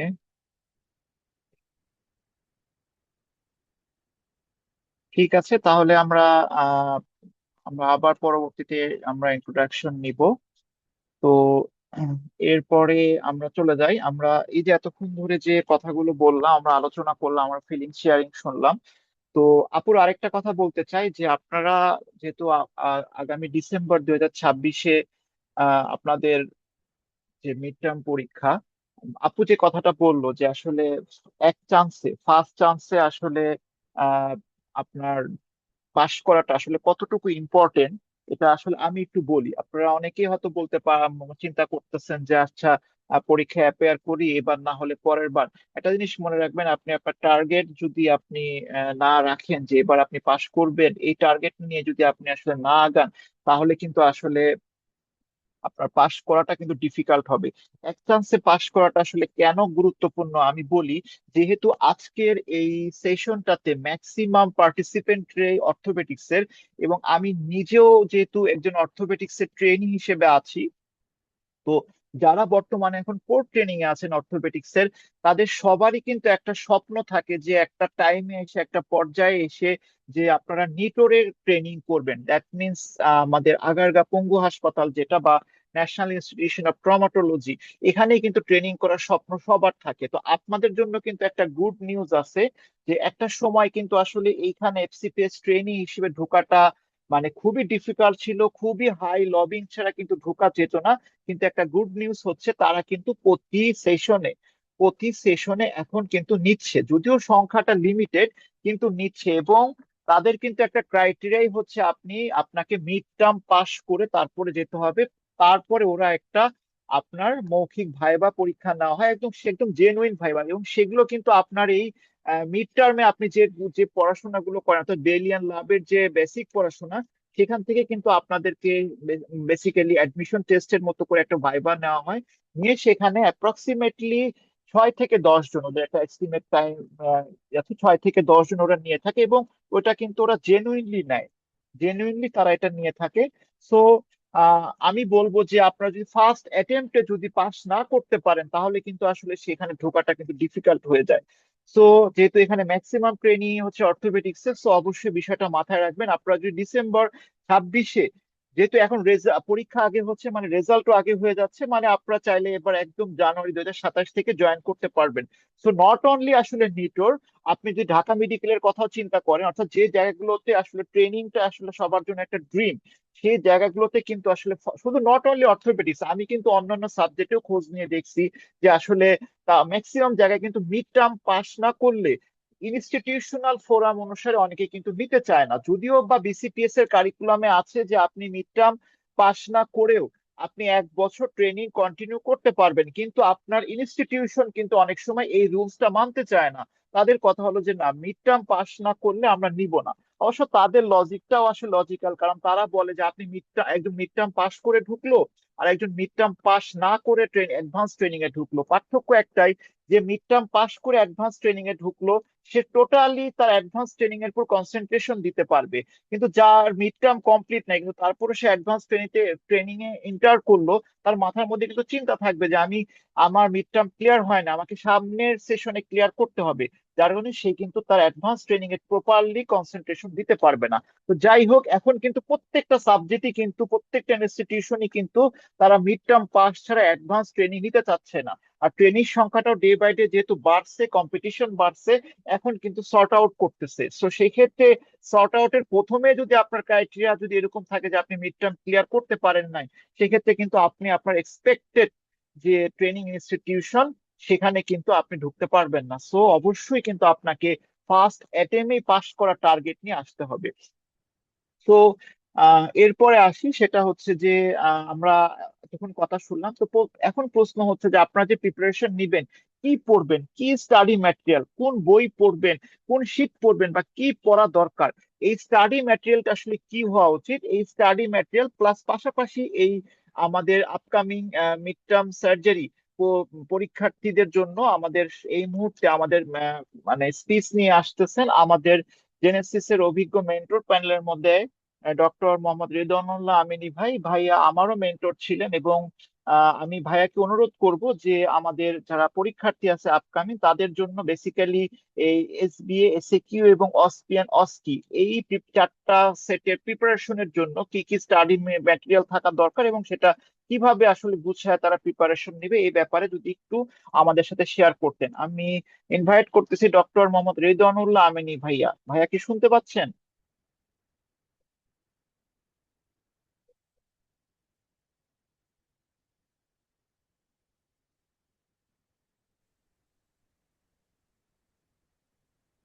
হ্যাঁ, অসংখ্য ধন্যবাদ ডক্টর শাহরিয়ার আরিফিন ভাইকে। খুব সুন্দরভাবে আমাদেরকে এফসিপিএস মিড টার্ম যে লং ব্যাচ যেটা শুরু হচ্ছে ডিসেম্বর 2026 লং ব্যাচ জেনেসিসের মিড টার্ম পরীক্ষার যেই মূল যে ব্যাচটি হচ্ছে খুব শুরু থেকেই যে কোনো মিড টার্ম পরীক্ষার আগে একদম ব্রড একটা প্রিপারেশন নেওয়ার জন্য, খুব সুন্দরভাবে গুছিয়ে পড়াশোনা করার জন্য যেই ব্যাচটি খুব আগে থেকেই আমরা যারা রেসিডেন্ট ট্রেনি আমরা যারা ট্রেনি আছি তাদেরকে সেই শুরু থেকেই জেনেসিস যে সার্ভিসটা দিয়ে যাচ্ছে, এবং এবং হচ্ছে সবচেয়ে গুরুত্বপূর্ণ কথা হচ্ছে যেই ব্যাচটির মাধ্যমে আপনারা খুব দীর্ঘ সময়ের মাধ্যমে আপনারা শুরু থেকেই অ্যাটেন্টিভলি প্রিপারেশন নিতে পারবেন, সেই ব্যাচটির আজকে ওরিয়েন্টেশন প্রোগ্রাম। তো আমি খুব স্পেসিফিক কথা আপনাদেরকে বলবো যে আপনারা হচ্ছে আপনাদের যে মিড টার্ম প্রিপারেশনের জন্য আপনাদের কি ধরনের সাপোর্টটা প্রয়োজন এবং এই সাপোর্টের জন্য আপনারা কি করতে পারেন, ঠিক আছে? তো মিড টার্ম পরীক্ষাটা হচ্ছে আপনি একজন সার্জারি ট্রেনি হিসাবে এটা হচ্ছে আপনার কনসালটেন্ট হওয়ার পথে বা বিশেষজ্ঞ ডাক্তার হওয়ার পথে আপনার যে প্রথম পরীক্ষাটা আপনি দিবেন সেইটা হচ্ছে এফসিপিএস পার্ট 1 পাশ করার পর সেই প্রথম পরীক্ষাটাই হচ্ছে মিড টার্ম পরীক্ষা। এবং এই জীবনে আপনি যত পরীক্ষা দিয়ে এসেছেন আহ, আহ, আপনার ডাক্তার হওয়ার পথে MBBS professional examination, MBBS final examination, এই বড় বড় পরীক্ষাগুলো আপনারা দিয়ে এসেছেন। এরপরে আপনারা হচ্ছে যেই আহ, আহ, বিশেষজ্ঞ সার্জন হওয়ার যে এন্ট্রি এক্সাম এফসিপিএস পার্ট 1 সেই পরীক্ষাটা আপনারা দিয়ে এসেছেন। কিন্তু সেই পরীক্ষাগুলোর সাথে এই পরীক্ষাটার বেসিক ডিফারেন্সটা কি? তো আপনারা যেহেতু যেহেতু সার্জারির বিশেষজ্ঞ ডক্টর হতে যাচ্ছেন, আপনারা এতদিন ডক্টর হিসাবে যে পড়াগুলো পড়েছেন বা আপনারা অ্যাজ এ ডক্টর আপনারা হচ্ছে যে অ্যাডভান্স যে ট্রেনিং এ আছেন সেই অ্যাডভান্স ট্রেনিং এ আপনাদের যে ক্লিনিক্যালি যে আপনাদের রুগী দেখা এবং সেই রুগীদেরকে চিকিৎসা দেওয়া, রুগীদের সাথে ইন্টারাকশন হওয়া, এই বিষয়গুলো আমাদের মাথায় রাখতে হয়। তো আমাদের যে বেসিক যে ডিফারেন্স অন্যান্য যে পরীক্ষাগুলো সেই পরীক্ষাগুলোর সাথে এই পরীক্ষাটা, সেটা হচ্ছে অন্য পরীক্ষাগুলো আপনি চেষ্টা করেছেন, আপনি ইফোর্ট দিয়েছেন, আপনি আপনার একটা লক্ষ্য ছিল, একটা উদ্দেশ্য ছিল, আপনি সেই পরীক্ষাগুলোকে আপনার যেই আপনার বিশেষজ্ঞ ডাক্তার হওয়ার পথে যেই চেষ্টাগুলো ছিল সেই চেষ্টাগুলো মাধ্যমে আপনি পরীক্ষাগুলো উতরে এসেছেন। কিন্তু আপনি আপনার এখন যেই আপনার যে চেষ্টাটা সেই চেষ্টাটা হচ্ছে আপনার বিশেষজ্ঞ ডাক্তার হওয়া। তো বিশেষজ্ঞ ডাক্তার হতে গেলে আপনাকে কিন্তু এটা মাথায় রাখতে হবে যে এখন আপনি যে কাজটা করছেন সেই কাজটা কিন্তু শুধু পড়ালেখার জন্য করছেন না, সেই কাজটা আপনার দৈনন্দিন জীবনে আপনি যেভাবে বেঁচে থাকবেন বা যেভাবে চলবেন এবং দৈনন্দিন জীবনে আপনি আপনার ক্যারিয়ারটাকে যেভাবে গুছাবেন, সেই গুছাতে গেলে আপনাকে এই পড়াশোনাটাকে জীবনে কাজে লাগাতে হবে। আপনি যে এখন পড়াশোনাটা করছেন সেটা আপনার রুগী দেখার ক্ষেত্রে, রুগী ডায়াগনোসিস করার ক্ষেত্রে এবং পরবর্তীতে আপনি কত সুন্দরভাবে একটা রুগীকে ডায়াগনোসিস করে কত সুন্দরভাবে আপনি দ্রুত সুস্থ করতে পারছেন, সেই ক্ষেত্রে আপনার সফলতাটা নির্ভর করছে। তো কাজেই আপনার জীবনের অন্যান্য যে পরীক্ষাগুলো ছিল সেগুলো ছিল একটা হচ্ছে আপনার সফলতা বা হচ্ছে আপনার যে লক্ষ্য সেই লক্ষ্যে আপনার পৌঁছানোর একটা হচ্ছে এন্ট্রি এক্সাম। কিন্তু এখন আপনি যেহেতু আপনার লক্ষ্য যেই রাস্তাতে আপনার যেই লক্ষ্যতে পৌঁছাতে হলে আপনাকে যে রাস্তাতে থাকতে হবে আপনি এখন সেই রাস্তায় চলে এসেছেন। তো কাজেই আপনাকে যেহেতু আপনি সার্জারি ট্রেনিং, সেহেতু সার্জারি ট্রেনিংয়ের জন্য আপনাকে বেলিয়ার লাভ যে বইটা আছে সেই বইটা আপনাকে আন্তরিকতার সাথে পড়তে হবে। তো একটা জিনিস আমি একটু আরেকবার রিপিট করতে চাই যে বেরি লাভ পড়ার ক্ষেত্রে আপনি এর আগে বেরি লাভ যেভাবেই পড়েন, আপনি এর আগে বেরি লাভ যেভাবে আপনি আত্মস্থ করেছেন সেভাবেই আপনি যেভাবেই সেটা পড়ে থাকেন, আপনাকে এখন বেরি লাভটা পড়তে হবে আন্তরিকতার সহিত। কারণ এই বেরি লাভটা পড়ে আপনাকে বেরি লাভের যে বেসিক যে নিয়ম কানুন আছে, বেরি লাভের যে বেসিক পড়াশোনা আছে সেই পড়াশোনাগুলো কিন্তু আপনাকে ক্লিনিক্যালি আপনার যে ক্যারিয়ার বা ক্লিনিক্যালি আপনার যে যে কাজ করে আপনি হচ্ছে জীবনটাকে গড়বেন, যে কাজ করে আপনি মানুষের দোয়া বা হচ্ছে ভালোবাসা পাবেন, সেই কাজটাতে আপনাকে এক্সপার্টাইজ বা আপনার বিশেষজ্ঞ ডক্টর হওয়ার যেই যেই আপনার সুনিপুণতা সেইটা আপনাকে দেখাতে হবে। তো সেইটা দেখাতে গেলে আপনাকে কিন্তু বেরি লাভটা শুধু পাশ করার জন্য পড়লে হবে না। হ্যাঁ, বেরি লাভটা আপনারা হচ্ছে খুব ভাস্ট একটা বই, এর আগেও আপনারা পড়েছেন।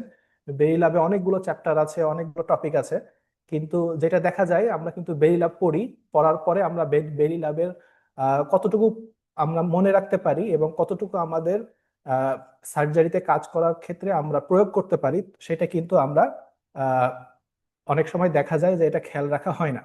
তো কাজেই এখন আপনি বেরি লাভটা এমন ভাবে পড়বেন যে আপনার রেস্ট অফ দ্য লাইফ আপনি সার্জারির ব্রাঞ্চে যান বা হচ্ছে সার্জারিতে আপনি প্যারেন্ট সাবজেক্ট সার্জারিতেই থাকেন বা হচ্ছে সার্জারির যে কোনো ব্রাঞ্চ আছে আপনি যেখানেই যান, সার্জারির বেসিক কিন্তু সব ব্রাঞ্চেই একই। তো কাজেই আপনার সার্জারির ক্ষেত্রে আপনার সফল কাম হওয়ার যে মূল বইটি যেখানে সার্জারির সব সব বেসিক প্রিন্সিপাল গুলো আছে সেইটা হচ্ছে বেলিয়ান লাভ। তো কাজেই আপনার মিড টার্ম পরীক্ষার জন্য যদি একমাত্র সিলেবাস বলেন যে মিড টার্ম পরীক্ষায় সফল হওয়ার আমার রাস্তা কোনটি এবং মিড টার্ম পরীক্ষায় পাশ করতে গেলে আমাকে পাশ করতে হবে, সেটার মূল মন্ত্র হচ্ছে একটি, যে আপনি বেরি লাভ করবেন। এখন দ্বিতীয় যে প্রশ্নটা আসে যে বেরি লাভ কি আমাকে কিভাবে পড়তে হবে, বা বেরি লাভ পড়ার আমার আহ, আহ, আমার বেরি লাভ পড়ার আমার লক্ষ্য বা উদ্দেশ্যটা কিরকম হবে, বা আমি কি মাথায় নিয়ে বেরি লাভটা পড়বো। এই প্রশ্নটির উত্তর হচ্ছে যে বেলি অ্যান্ড লাভ 28th এডিশন, যে বইটি সার্জারির আমাদের যে টেক্সট বুক, সে বইটি আমাদের অত্যন্ত যত্ন সহকারে এবং খুব আন্তরিকতার সহিত জিনিসগুলো মনে রেখে পড়তে হবে। এবং এই আন্তরিকতার সহিত মনে রেখে পড়ার পদ্ধতি হচ্ছে একটাই, আপনাকে সুন্দরভাবে সিনক্রোনাইজ ওয়েতে আপনাকে চ্যাপ্টার ওয়াইজ সুন্দরভাবে সিস্টেমেটিক্যালি পড়ে পড়ে শেষ করতে হবে। আপনি অ্যাজ এ হোল আপনি একটা সুন্দর একটা রুটিন মাফিক একটা স্ট্রাকচার্ড ওয়েতে যদি বেরি লাভ পড়েন, তাহলে আপনি এই বেরি লাভটা আত্মস্থ ভালোভাবে করতে পারবেন। সাধারণত আমরা পরীক্ষার আগে যেভাবে পড়ি, যে আমরা সাধারণত আমরা দেখা গেল যে আমরা প্রথমে বেসিক প্রিন্সিপাল অফ সার্জারি পড়ি, এরপর দেখা যায় পেরি অপারেটিভ কেয়ার পড়ি, ইলেকটিভ অর্থোপেডিক্স পড়ি, দেখা যায় যে এরপরে আবার ব্রেস্ট পড়তেছি, এরপরে আবার থাইরয়েড গ্ল্যান্ড পড়তেছি, এরপরে হচ্ছে আমি আপার গ্যাস্ট্রোইন্টেস্টিনাল ট্র্যাক্ট, কোলোরেক্টাল সার্জারি এভাবে পড়ছি। তো এইটাতে যেটা হয় যে আমরা পরীক্ষার কথা মাথায় রেখে পরীক্ষার উদ্দেশ্যে পাশ করার জন্য আমরা ইম্পর্টেন্ট টপিকগুলো আমরা সর্ট আউট করে সেগুলো পড়তে থাকি। এটাতে যেটা হয়, আপনার ব্রেনে আপনার পড়াশোনাগুলো একটা সিস্টেমেটিক বা সিনক্রোনাইজড ওয়েতে ইনপুট হয় না। আপনি যখন পড়াটা হ্যাপাজার্টলি পড়েন, আপনি যখন পড়াটা একটা তাড়াহুড়ার মধ্যে পড়েন, আপনি যখন পড়াটা একটা উদ্দেশ্যকে সামনে নিয়ে পড়েন, তো দেখবেন যে পড়াটা কিন্তু আপনি একটা নির্দিষ্ট সময় পরে সে পড়াটা আপনার আর খুব মেটিকুলাসলি আপনাকে হেল্প করতে পারছে না। তো কাজেই আমি বলবো যে মিড টার্ম পরীক্ষার জন্য যে প্রিপারেশন, সে প্রিপারেশন নেওয়ার জন্য একটা রুটিন মাফিক স্ট্রাকচার্ড ওয়েতে প্রিপারেশন নেওয়ার অবশ্যই দরকার আছে। এবং সেই রুটিন মাফিক স্ট্রাকচার্ড ওয়েতে প্রিপারেশন নেওয়ার জন্য জেনেসিস আপনাকে সর্বোচ্চ হেল্পটা করবে। যেটা শাহরিয়ার আরেফিন ভাই বলেছেন যে এই মিড টার্ম পরীক্ষার জন্য প্রত্যেকটা টপিক, আপনি যে লং ব্যাচে ভর্তি হবেন, এই লং ব্যাচে আপনাকে চ্যাপ্টার ওয়াইজ যেই সিস্টেমের যে ক্লাসগুলো থাকবে, সেই ক্লাসগুলো আপনাকে একটা নির্দিষ্ট দিনে আপনার ক্লাস হবে, এবং সেই ক্লাস করার পরে আপনার সেই ক্লাসের যেই টপিক থাকবে সেই টপিকটি আপনি পড়াশোনা করতে পারবেন। পড়াশোনা করে নেক্সট সপ্তাহে আপনি সেই পড়াটি আপনি পরীক্ষার মাধ্যমে বা সেই পড়াটি রিকল করার মাধ্যমে আপনি কিন্তু আপনার পড়াশোনাটা প্রস্তুত করতে পারবেন।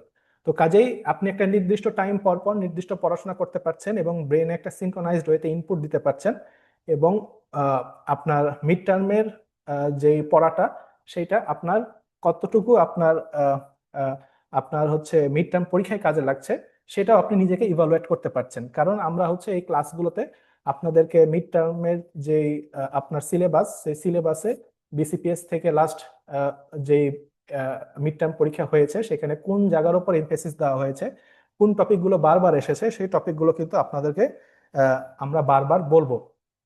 তো প্রথমেই আমরা মিড টার্ম পরীক্ষার যে ইম্পর্টেন্ট যে ধাপগুলো আছে সেটা সম্পর্কে একটু বলবো। মিড টার্ম পরীক্ষার total as a broad heading আমরা যদি ভাগ করি, তাহলে তিনটা ডিফারেন্ট ক্রাইটেরিয়ার উপরে আপনাকে প্রিপারেশনটা নিতে হবে। এটা হচ্ছে সিঙ্গেল বেস্ট অ্যান্সার, বা যেটা বলে হচ্ছে শর্ট সিঙ্গেল বেস্ট অ্যান্সার, যেটা হচ্ছে আপনার একটা কোশ্চেন থাকবে, সেই কোশ্চেন থেকে 5টা স্টেম থাকবে, সেই স্টেমগুলো থেকে আপনাকে বেস্ট অ্যান্সার একটা চুজ করতে হবে। তো এই কোশ্চেনগুলো সাধারণত বেরি ল্যাব থেকেই আপনার ইম্পর্টেন্ট যে টপিকগুলো আছে, এবং বেরি ল্যাবে যেই হচ্ছে কিছু ছক আছে, কিছু টেবিল আছে, কিছু ফিগার আছে, যেগুলো খুবই ক্লিনিক্যালি খুব ইম্পর্টেন্ট, সেই টপিকগুলো থেকে খুব বুদ্ধিমত্তার সহিত সেখান থেকে কোশ্চেন হবে, এবং সেইখান থেকে আপনাকে কিন্তু এসবিএ বা সিঙ্গেল বেস্ট অ্যান্সারগুলো কোশ্চেনগুলো উত্তর দিতে হবে। তো মিড টার্ম পরীক্ষার ক্ষেত্রে আপনার এসবি এর জন্য আপনি যদি সিলেবাস বলেন, তো সিলেবাস হচ্ছে বেলি অ্যান্ড লাভ। এরপরে আপনার মিড টার্ম পরীক্ষার ক্ষেত্রে এটা হচ্ছে আপনার বিসিপিএস আপনার নির্দিষ্ট একটা দিনে আপনার সিঙ্গেল বেস্ট অ্যান্সার পরীক্ষাটি হয়ে থাকে। টোটাল আপনার হচ্ছে আপনি একটা সিঙ্গেল বেস্ট অ্যান্সারে 2 মার্ক করে থাকবে এবং 50টা কোশ্চিনে আপনি হচ্ছে টোটাল 100 মার্ক থাকবে। তো এসবি এর জন্য আপনারা বেরিলাব থেকে প্রিপারেশন নেবেন এবং মিড টার্ম পরীক্ষার জন্য এসবি এর জন্য বেরিলাব হচ্ছে মোর দেন এনাফ। এরপরে হচ্ছে মিড টার্ম পরীক্ষা আরেকটা পার্ট থাকে, সেটা হচ্ছে শর্ট অ্যান্সার কোশ্চেন। তো এই পরীক্ষাটা আরেকদিন হয়, যেখানে আপনাকে শুধু শর্ট অ্যান্সার কোশ্চেন পরীক্ষা থাকবে। আপনাকে পরীক্ষার হলে শর্ট অ্যান্সার কোশ্চেন যে কোশ্চেনগুলো থাকে সেগুলো অ্যান্সার করতে হবে। তো শর্ট অ্যান্সার কোশ্চেনের ক্ষেত্রে কোশ্চেনগুলো সাধারণত কিরকম থাকে, আপনার ছোট ছোট কিছু কোশ্চেন থাকে। সাধারণত হচ্ছে একটা একটা সিনারিও দেওয়া থাকে বা একটা কিছু ব্রড একটা ডিফিকাল্টিস দেওয়া থাকে, সেখান থেকে আপনাকে এক গ্রুপ অফ কোশ্চেন সেট করা থাকে। তো টোটাল আপনার সাধারণত 20টার মতো কোশ্চেন থাকবে, যেখানে প্রত্যেকটা কোশ্চেনে আবার সাব কোশ্চেন থাকবে এবং হচ্ছে এই সাব কোশ্চেন গুলো প্রত্যেকটা কোশ্চেন হচ্ছে 5 মার্কের এবং টোটালে 20টা কোশ্চেন মিলে সেই সাথে 20টা কোশ্চেনের ভিতরে সাব কোশ্চেন মিলে অনেকগুলা কোশ্চেন হয়ে থাকে। তো সেটা হচ্ছে শর্ট অ্যান্সার কোশ্চেন। এখানে আপনার রিটেন খাতা থাকবে, রিটেন খাতায় সেই কোশ্চেনগুলো অ্যান্সার করা লাগবে। এই পরীক্ষাটির জন্য আপনার কিন্তু সিলেবাস হচ্ছে বেলি অ্যান্ড লাভ 28 এডিশন। এই পরীক্ষার প্রিপারেশনও আপনাকে বেলি অ্যান্ড লাভ 28 এডিশন থেকে নিতে হবে। এরপরও এই পরীক্ষাটির পরে আপনার যে আমাদের মিড টার্ম পরীক্ষার আরেকটি ধাপ থাকে, সেটা হচ্ছে আমাদের ব্যবহারিক পরীক্ষা বা ক্লিনিক্যাল পরীক্ষা। হ্যাঁ, এই ক্লিনিক্যাল পরীক্ষাটি সাধারণত 2 ভাগে ভাগ হয়ে থাকে। এটা হচ্ছে অবজেক্টিভ স্ট্রাকচার প্র্যাকটিক্যাল এক্সামিনেশন বা হচ্ছে অসপি, এবং অবজেক্টিভ স্ট্রাকচার ক্লিনিক্যাল এক্সামিনেশন বা হচ্ছে অস্কি। এই 2টা পার্ট হচ্ছে আপনার হচ্ছে ব্যবহারিক পরীক্ষার অংশ। সেইখানে আপনাকে অসপি পরীক্ষায় 10টা স্টেশন থাকবে, সেই 10টা স্টেশনে আপনাকে কিছু ডিফিকাল্টিস থাকবে।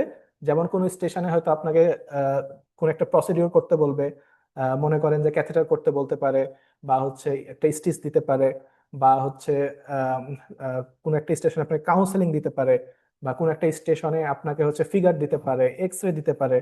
হ্যাঁ, এরকম আমরা ফাইনাল প্রফে যেরকম পরীক্ষা দিয়েছি এরকম অসপি পরীক্ষা থাকে।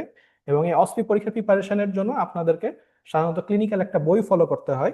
এই ক্লিনিক্যাল যে বইটা আপনি ফলো করবেন, এই যেটা আমরা মিড টার্ম পরীক্ষার ক্ষেত্রে আমরা টেক্সট বুক হিসেবে বিবেচনা করে থাকি, সেইটা হচ্ছে খুরশিদ আলম স্যারের ডিকোডিং সার্জারি যে বইটা আছে, ভলিউম 1 এবং ভলিউম 2, সেইখান থেকে আমরা কিন্তু অসপি এবং অস্কি প্রিপারেশনটা নিব। এবং সেই সাথে স্যারের বইতে প্রচুর টপিক থাকে, প্রচুর সিনারিও থাকে, প্রচুর এক্সরে থাকে, প্রচুর রেডিওলজি থাকে, প্রচুর ইন্টারপ্রিটেশন থাকে, প্রচুর ইমেজিং থাকে, স্পেসিমেন থাকে। তো যেটা দেখা যায় যে স্বল্প সময়ের মধ্যে এতগুলো টপিক কিন্তু পড়া সম্ভব হয় না।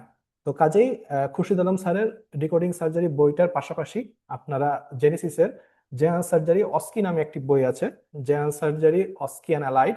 এটা হচ্ছে জেনেসিসের নিজস্ব একটা বই, যেটা জেনেসিস বাংলামেড পাবলিকেশন থেকে পাবলিশ করে থাকে। সেই বইটা আপনারা পরীক্ষার খুব কম সময়ের মধ্যে খুব ভালো প্রিপারেশন নেওয়ার জন্য এবং পড়াগুলো আত্মস্থ বারবার প্র্যাকটিস করার জন্য এই বইটি কিন্তু ফলো করতে পারেন।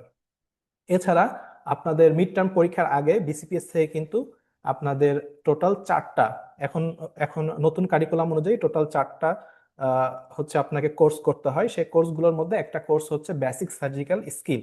তো সেই বেসিক সার্জিক্যাল স্কিল কোর্সটি করার সময় আপনার কিন্তু একটা বেসিক সার্জিক্যাল বই দিবে, সেটাও কিন্তু সেখান থেকেও কিন্তু বেসিক সার্জিক্যাল স্কিল থেকেও কিন্তু মিড টার্মে অনেক সময় এসবিএ বা অস্কিতে কিন্তু কোশ্চেন হয়ে থাকে।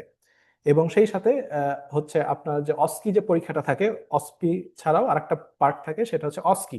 সেই অস্কি পার্টে যেটা থাকে যে আপনাকে শর্ট কেস, সাধারণত যে সার্জিক্যাল যে কেসগুলো থাকে এগুলো হচ্ছে আপনাকে একটা স্টেশন, আপনাকে ডিফারেন্ট স্টেশন থাকবে, সেখানে সে শর্ট কেসগুলো প্র্যাকটিস করতে হবে।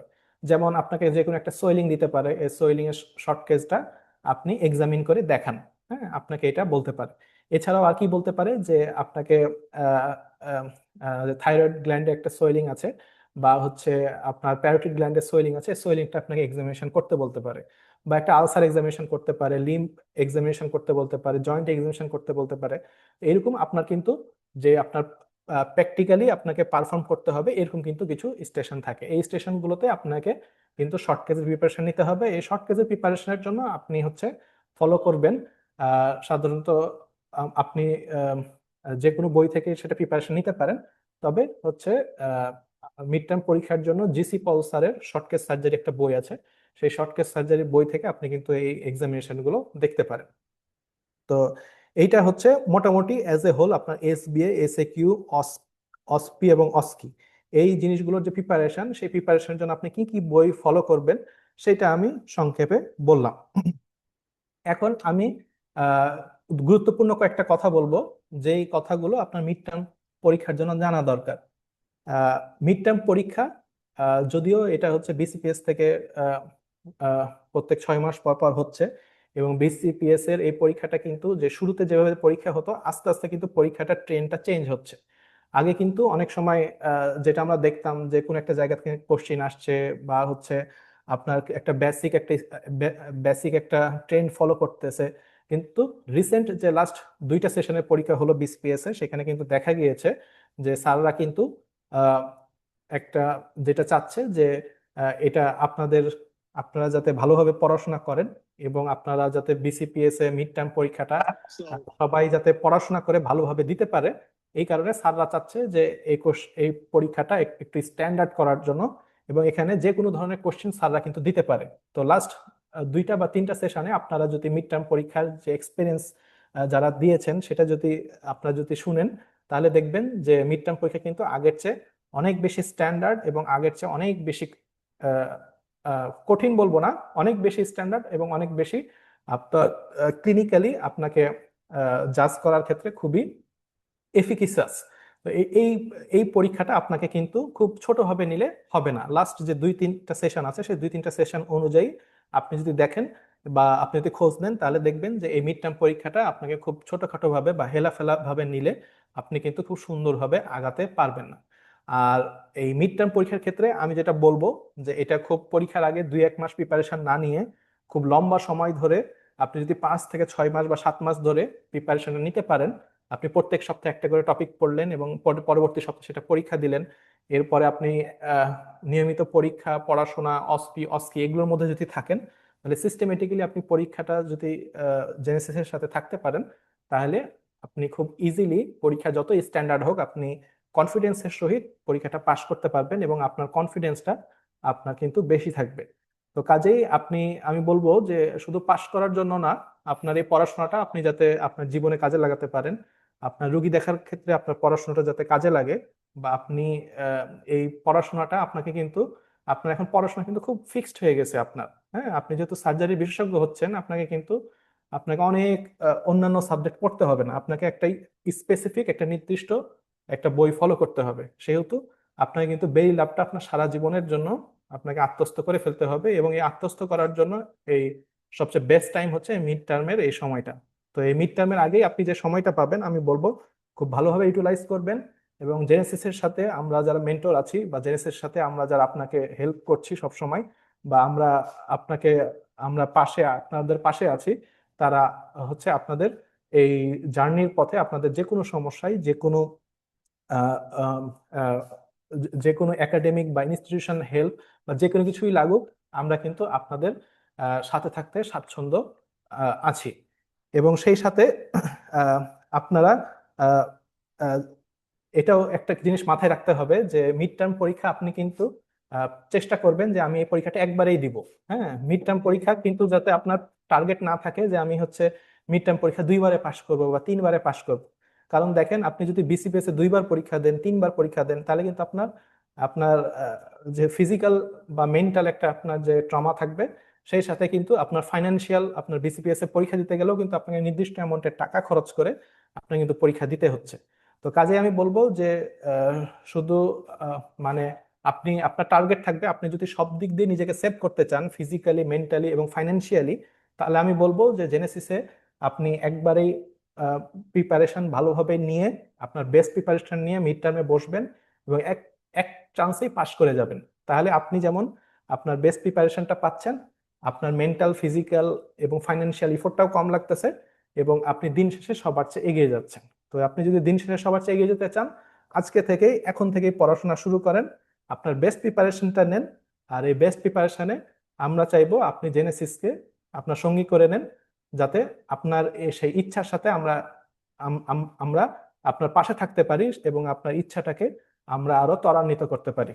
তো মোটামুটি এটাই হচ্ছে মিড টার্ম পরীক্ষার, আমি সিলেবাসটা সংক্ষেপে বললাম।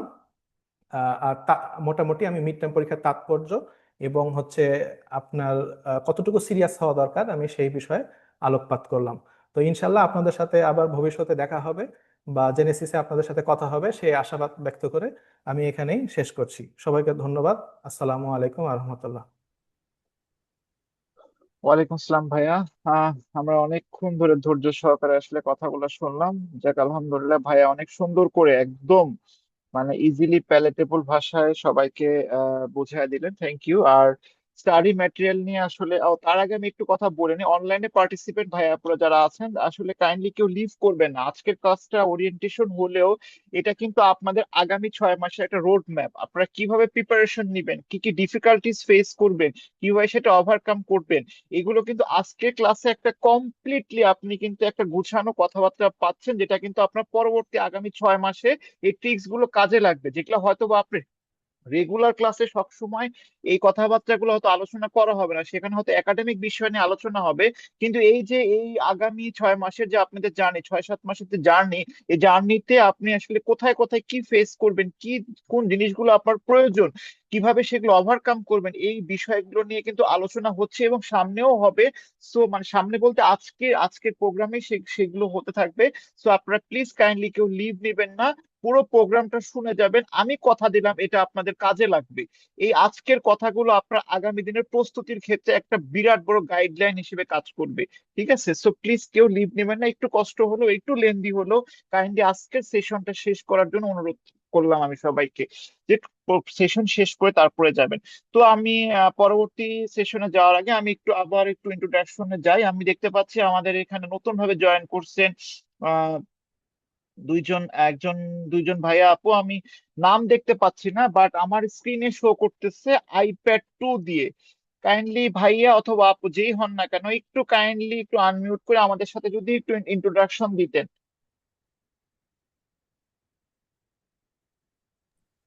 আসসালামু আলাইকুম, আমি ডক্টর মুস্তাহিদ বিল্লাহ পলাশ, রংপুর থেকে বলছি। ও আচ্ছা, ভাইয়া ট্রেনিং করতেছেন কোথায়? রংপুর মেডিকেল কলেজে করতেছি। রংপুর। আহ, আচ্ছা, কোন সাবজেক্টে আছেন এবং আপনার প্রবাবল মিড টার্ম সার্জারি পরীক্ষা কবে? আমার তো ডিসেম্বরে পরীক্ষা, আমি এফসিপিএস নিউরো সার্জারিতে আছি। নিউরোসার্জারি, তোকে নিউরোসার্জারি আরেকজন ভাইয়াকে পেলাম। থ্যাংক ইউ ভাইয়া। আর ভাইয়া একটা অনুরোধ থাকলো, আসলে এই যে আপনারা যারা বিশেষ করে জুমে যাদের নামে একটু প্রবলেম আছে, তারা একটু কাইন্ডলি প্রফেশনাল নামগুলো ব্যবহার করবেন। আদারওয়াইজ দেখা যায় যে আমাদের অথরিটি যারা আছে এটাকে অনেক সময় সাসপিসিয়াস বা স্প্যাম মনে করে অনেক সময় এটা রিমুভ করে দিতে পারে। তো কাইন্ডলি চেষ্টা করবেন নিজের নামটা আপনার আইডিতে দেওয়ার জন্য। ওকে সেম ভাইয়া। আরেকজনকে, ওকে ওকে ভাইয়া, থ্যাংক ইউ। আর আরেকজনকে দেখতে পাচ্ছি আমরা নতুন ভাবে জয়েন করছে, লেখা আছে অপ্পো। কাইন্ডলি ভাইয়া অথবা আপু যেই হন না কেন একটু আমাদের সাথে ইন্ট্রোডাকশন দিবেন। আমার জুম লিংক চ্যাটে অপ্পো লেখা শো করতেছে আইডিটা। ভাইয়া অথবা আপু যেই হন না কেন একটু পরিচয় দিবেন আমাদের।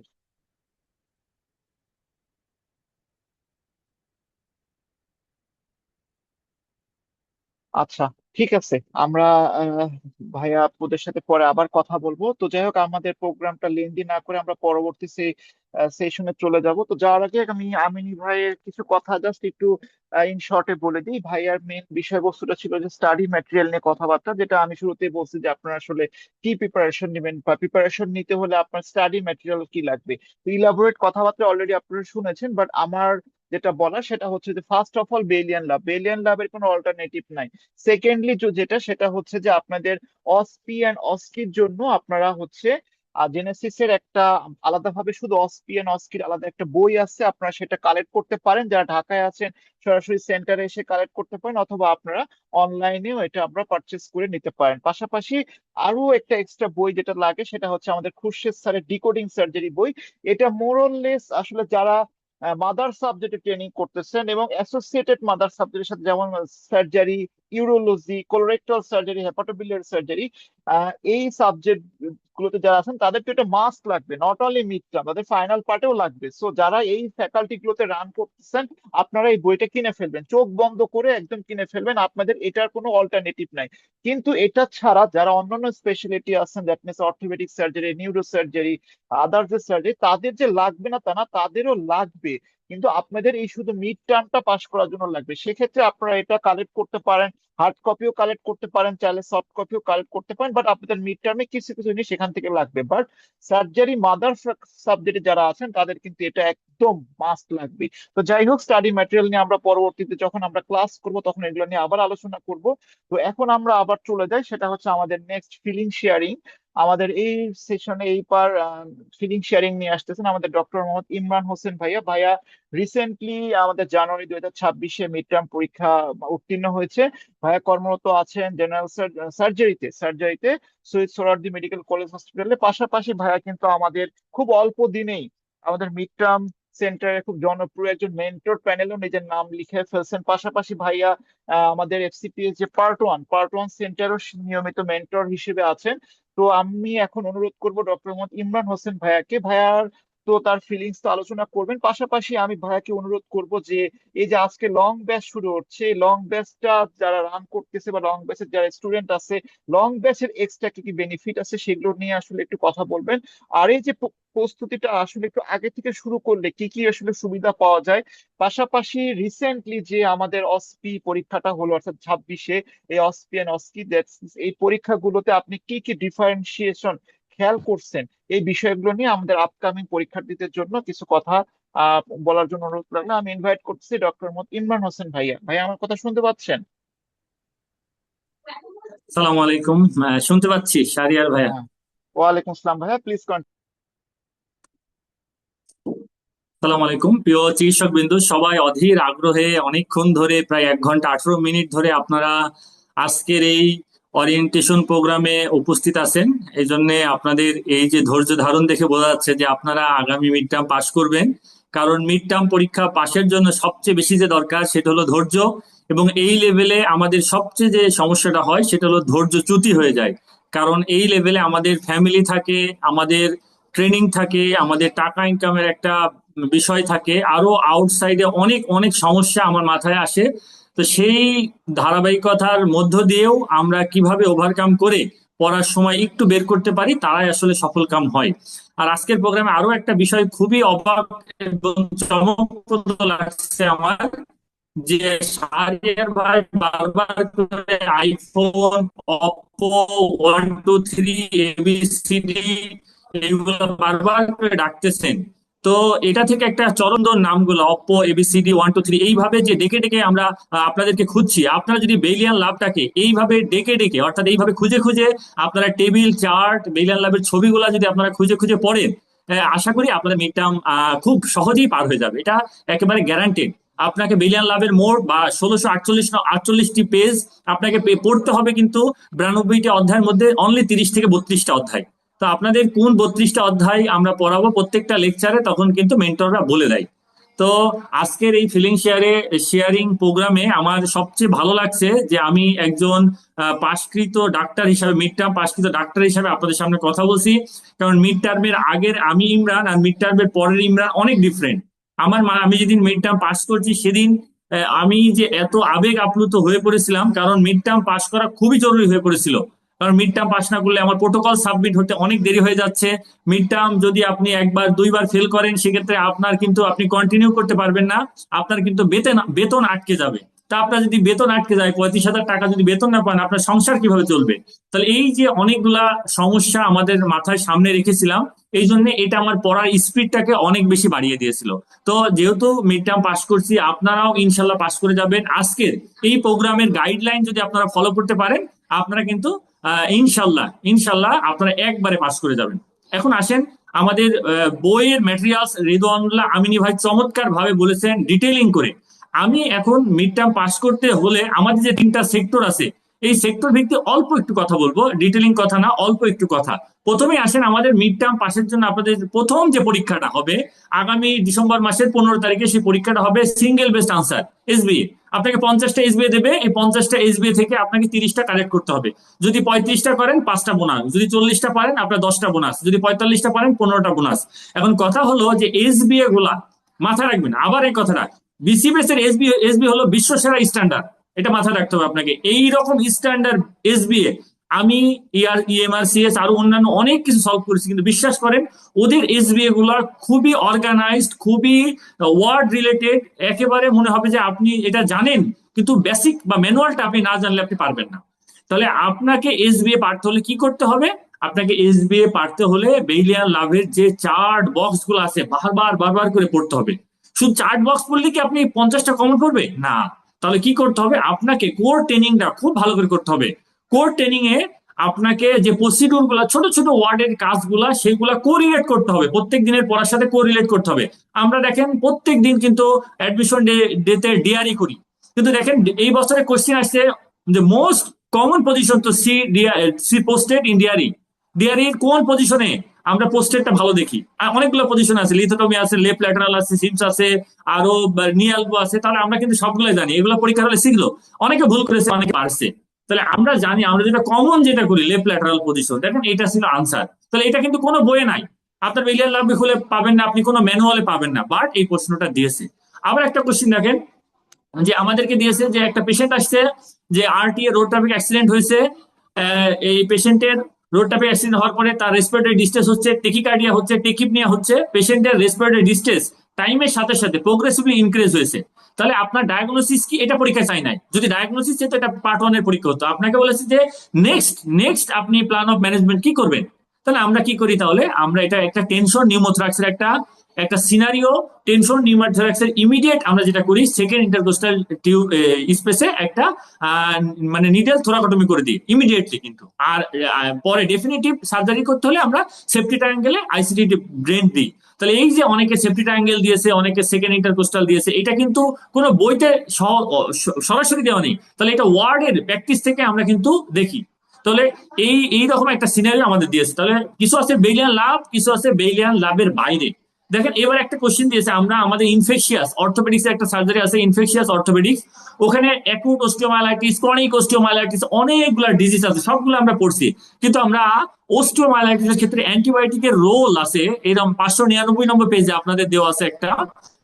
ওখানে আমি যেদিন আমাদের এবার একটা কোশ্চেন দিয়েছে যে অ্যান্টিবায়োটিক ইন অ্যাকুট অস্টিওমাইলাইটিসের ক্ষেত্রে কিছু পয়েন্ট দিয়েছে। তার মধ্যে একটা পয়েন্ট ছিল যে ইলেকটিভ সার্জারির ক্ষেত্রে অস্টিওমাইলাইটিসের পেশেন্টের ক্ষেত্রে অ্যান্টিবায়োটিক 14 দিন আগে অফ করতে হবে। বিশ্বাস করেন আমি আমার এমবিবিএস লাইফে, সেই 12 সালে এমবিবিএস ভর্তি হয়েছি, আজকে এত বছর লাইফে 14 দিন আগে কোনো ওটির আগে অ্যান্টিবায়োটিক অফ করতে হয় আমার জানা ছিল না।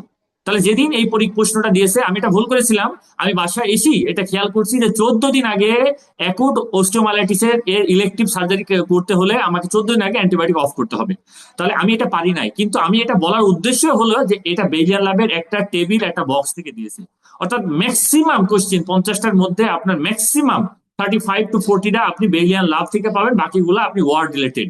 তাহলে এখন আমাদের যেটা সমস্যা হয়, আজকের প্রোগ্রামে শাহরিয়ার ভাই বারবার বলছিলেন যে অর্থোপেডিক্স এর ভাইরা, বার্ন প্লাস্টিকের ভাইরা, কোলোরেক্টালের ভাইরা, ম্যাক্সিমাম আসলে আমাদের সাব স্পেশালিটির ভাই বোনেরাই আছে। কিন্তু আমাদের এটাও মাথায় রাখতে হবে, সাব স্পেশালিটির ভাই বোনেরা সবচেয়ে বেশি ফেল করে। এবছরে 312 জন পরীক্ষা দিয়েছে, 132 জন রিটেন এটিক্সে, 100 জন অস্কি পাস করেছে ফাইনালে। তাহলে ম্যাক্সিমাম ফেল করেছে, এই যে 212 জন ফেল করেছে ম্যাক্সিমাম কিন্তু সাব স্পেশালিটির মধ্যে। তাহলে কেন ফেল করতেছে? কারণ পিটফলটা হলো তারা কোর ট্রেনিংটাকে গুরুত্ব সহিত নেয় না, যেটা মাদার ব্রাঞ্চের ছাত্রছাত্রী, মাদার ব্রাঞ্চের ভাই বোনেরা, আমাদের আপুরা ভাইয়েরা করতেছে। তাহলে আমাকে কোর ট্রেনিং এ কিন্তু কোন কে ব্রাঞ্চে আছে এটা দেখার উপায় নেই। আপনি মিড টার্ম পাস করতে হলে আপনাকে বার্ন প্লাস্টিক জানতে হবে, আপনাকে অর্থোপেডিক জানতে হবে, আপনাকে পেডিয়াট্রিক জানতে হবে, আপনাকে জেনারেল সার্জারি জানতে হবে, আপনাকে ইভেন গাইনোকোলজিও জানতে হবে। এবারে কোশ্চেন আসছে যে লিথোটমি পজিশনে গাইনের কি ওটি করি, তাহলে গাইনও জানতে হবে আপনাকে। যেটা বলতে চাচ্ছি আপনাকে যে আপনাকে এসবিএ পার করতে হলে ভাই আপনার বেইলিয়ান লাভের বিকল্প নাই, টেবিল সক ছবির নিচে।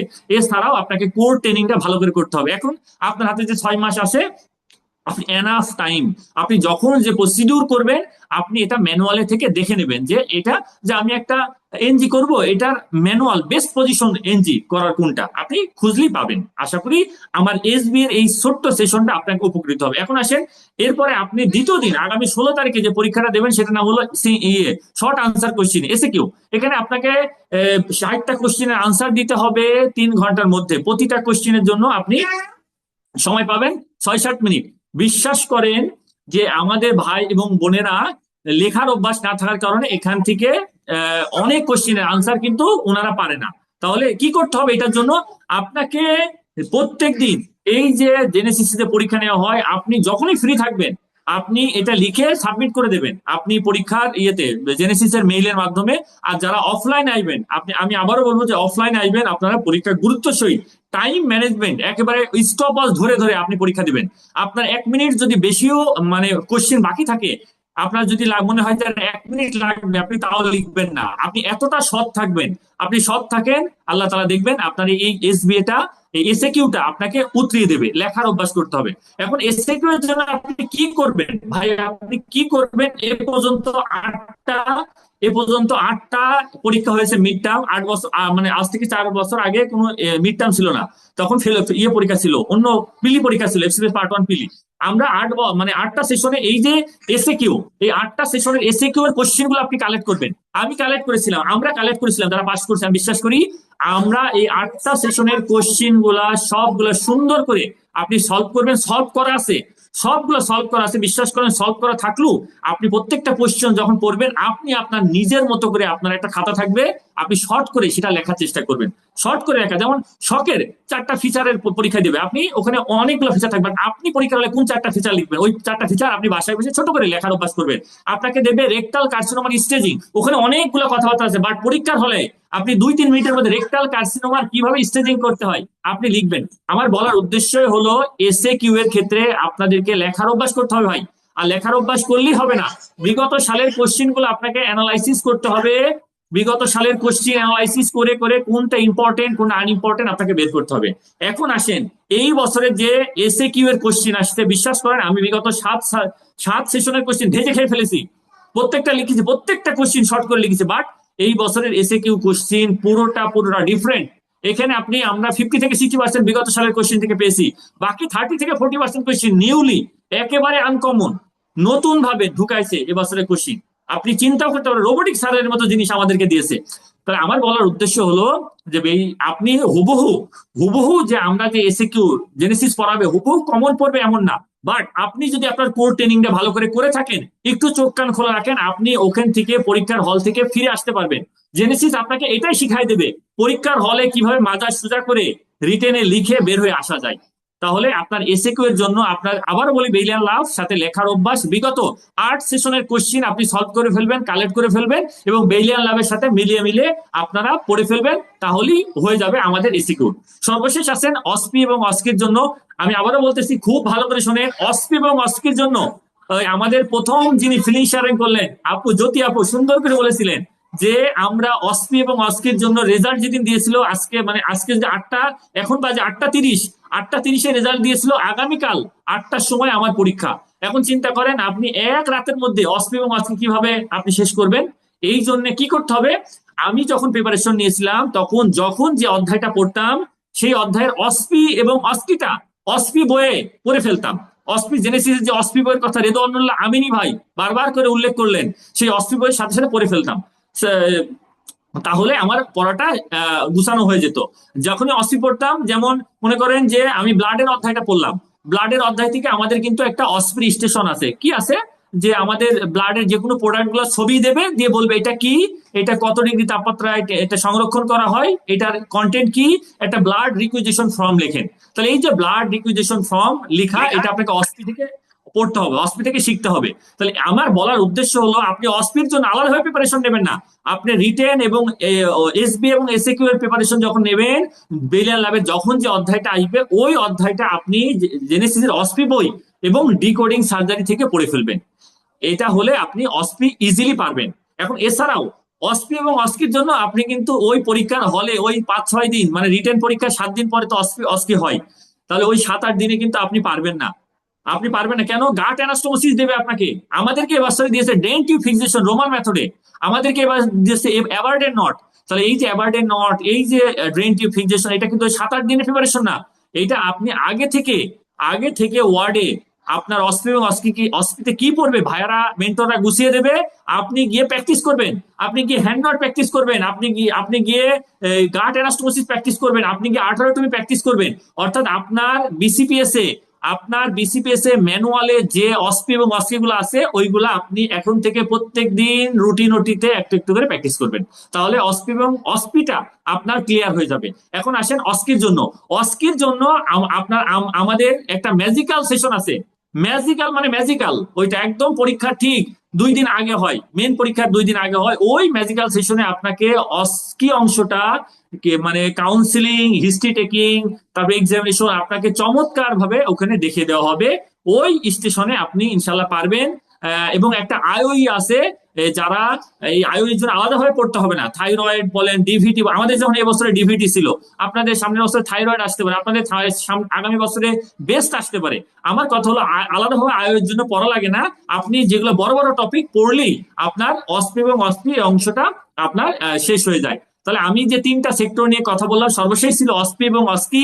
এই অস্পি এবং অস্কির একটা কথা আবারও বলতেছি, আপনি এখন থেকে অল্প অল্প করে, আপনি যেহেতু 6-7 মাস সময় পাচ্ছেন, আপনি অল্প অল্প করে যদি প্রিপারেশন নেন, আপনার প্রিপারেশনটা সলিড হবে।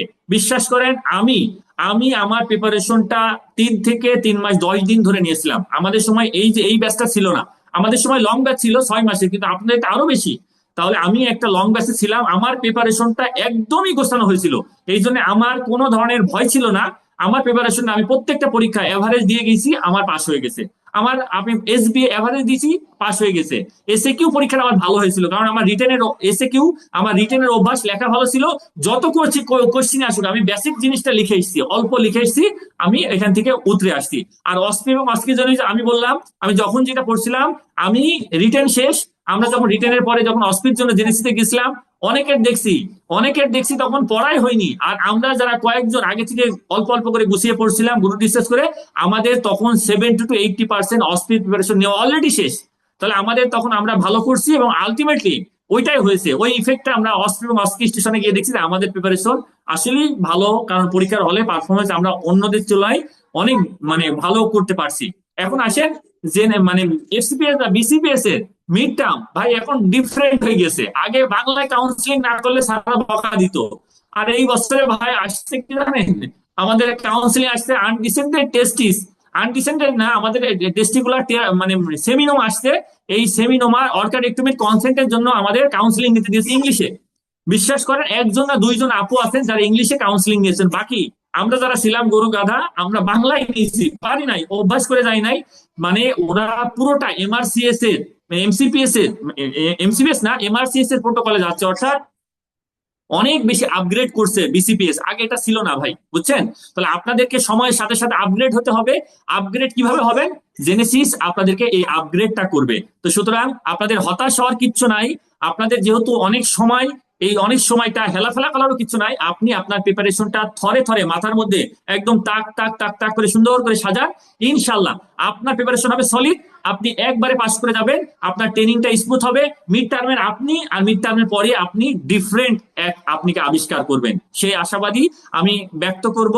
পরিশেষে একটা কথা বলবো, যে মনে করেন যে গ্রাম অঞ্চলে অনেক সময় দরবেশ আসে না, একটা গল্প দিয়ে আমি আমার কথা শেষ করব। গ্রাম অঞ্চলে দরবেশ থাকে অনেকগুলা, যারা আমাদের ওই অঞ্চলে কিছু এরকম দরবেশ থাকতো, অনেক বয়স্ক দরবেশ। তো সেই দরবেশ বাবার কাছে আমি একদিন মনে করেছিলাম, সেই দরবেশ কি করতো জানেন, মানুষের অতীত ভবিষ্যৎ বলে দিতে পারতো। আগের টাইমে থাকতো যে এই দরবেশরা অতীত আর ভবিষ্যৎ বলে দিতে পারতো। তো আমার মতো কিছু দুষ্ট পাবলিক, আমি কি করলাম, একদিন হাতের মধ্যে একটা পাখি নিলাম, ছোট্ট পাখি, আমি এবং আমার বন্ধুরা। তো দিয়ে সেই বন্ধুরা গিয়ে সেই দরবেশের কাছে যাব, আমরা ঠিক করলাম যাব, দিয়ে বলবো যে দরবেশ আমার হাতের মধ্যে কি আছে। যদি বলে দরবেশ যে এটা হাতের মধ্যে পাখি আছে, তাহলে তো আমি চাপ দিয়ে মেরে ফেলবো, এটা মরা পাখি। আর যদি বলে যে এটা মরা পাখি, তাহলে তো আমি ছেড়ে দেবো জ্যান্ত পাখি। আমি আজকে দরবেশকে ধরার জন্য আমি সর্বাত্মক চেষ্টা করব যে কিভাবে সে অতীত ভবিষ্যৎ বলে দিতে পারে। দেখেন, আমি এই পাখিটা নিয়ে গিয়েছি সে দরবেশের কাছে, দিয়ে আমি দরবেশকে বলছি যে দরবেশ বাবা আমার হাতের মধ্যে এটা কি আছে। দরবেশ বাবাকে উত্তর দিচ্ছে, চিন্তা করেন, যে আপনার হাতে জীবন মৃত্যুক্ষণের সন্ধিক্ষণের একটি পাখি আছে, আপনি চাইলেই এটাকে মেরে ফেলতে পারেন, আবার চাইলেই এটাকে জ্যান্ত করতে পারেন। চিন্তা করছেন?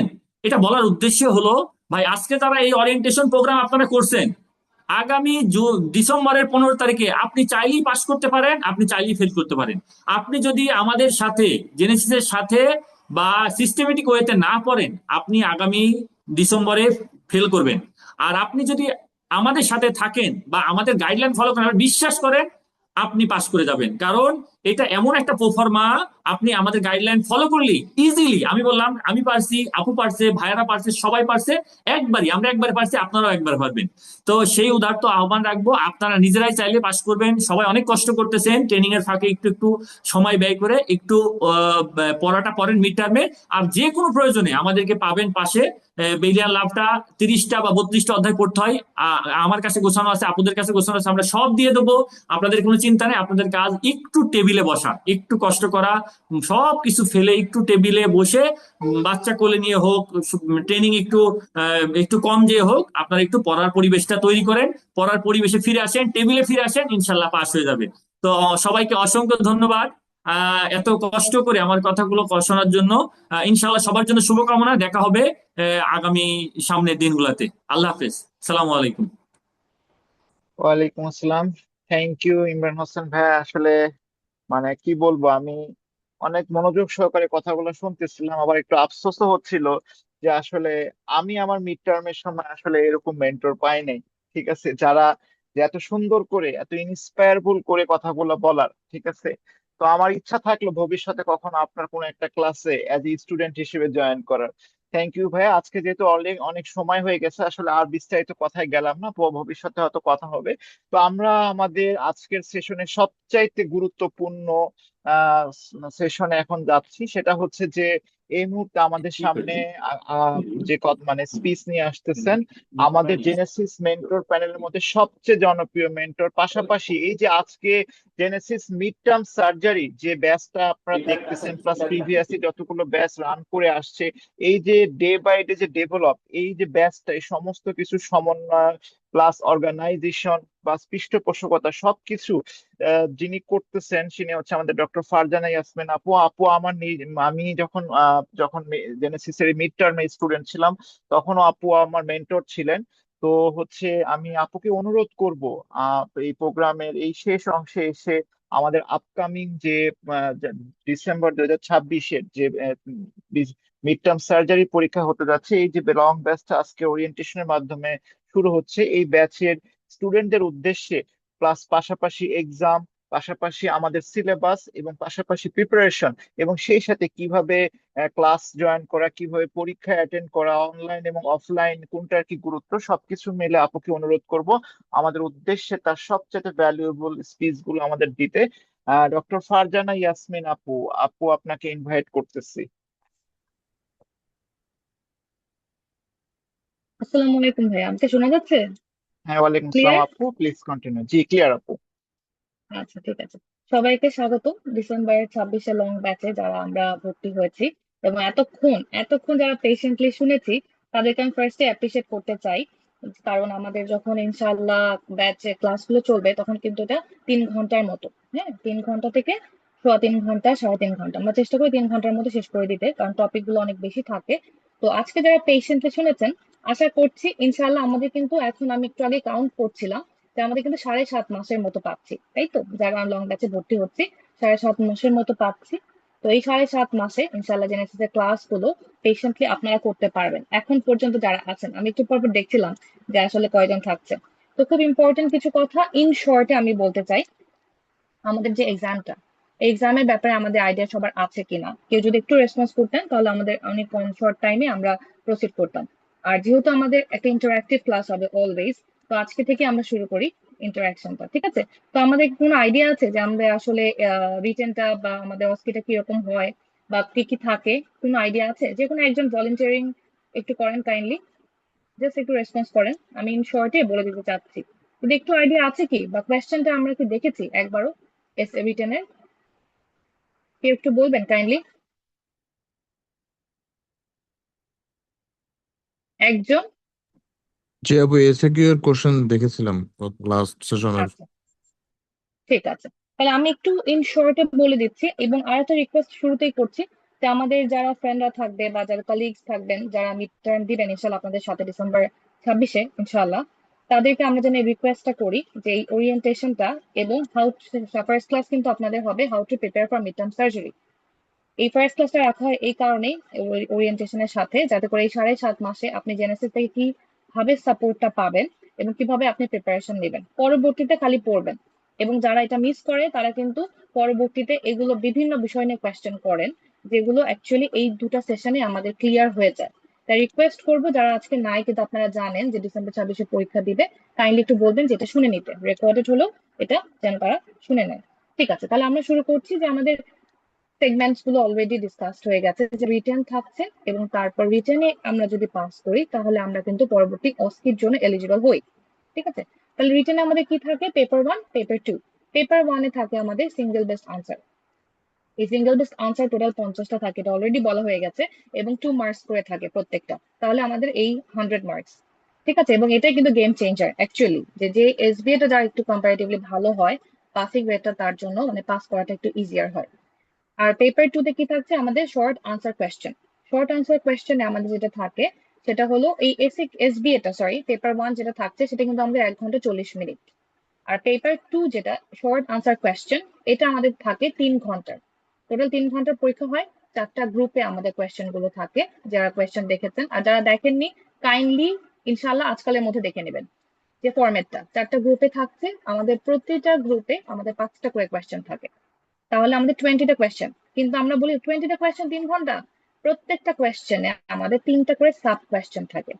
তাহলে চিন্তা করেন আমাদের কতগুলো আনসার করতে হবে, 60টা কোয়েশ্চেনের কিন্তু আমাদের আনসার অ্যাকচুয়ালি করতে হয়। সুতরাং যারা বারবার বলছেন সবাই এটা পার করে আসার পর কিন্তু বারবার একটা কথাই বলেন এক্সাম দিবেন রেগুলার বেসিসে, তো আমি ওইটাই বলবো। তো এই এসএকিউ আর এসবিএ এই টোটাল যে 100 মার্কসের পরীক্ষা, এটাতে আমাদের পেতে হয় 120 ইন্ডিভিজুয়ালি 60 না, দুটো মিলিয়ে আমাদের 120 পেতে হয়। তাই একটা সিক্রেট এখন একটু বলে দিচ্ছে, এটা টিপস বলতে পারেন, যে এসবিএ পেপার 1 দেওয়ার পরে মেজরিটি মানে আমি বলবো সবাই কনফিউজ থাকে, কি পরীক্ষা দিলাম, ভালো হলো না খারাপ হলো, মিলাতে তো যাবেন না কারোর সাথে। এবং পরের দিন যদি ফ্রাইডে না পড়ে, আপনাদের মনে হয় না পড়বে ফ্রাইডে মাঝখানে, তো আপনাদের পরের দিনই কিন্তু আপনার এসএকিউটা থাকে।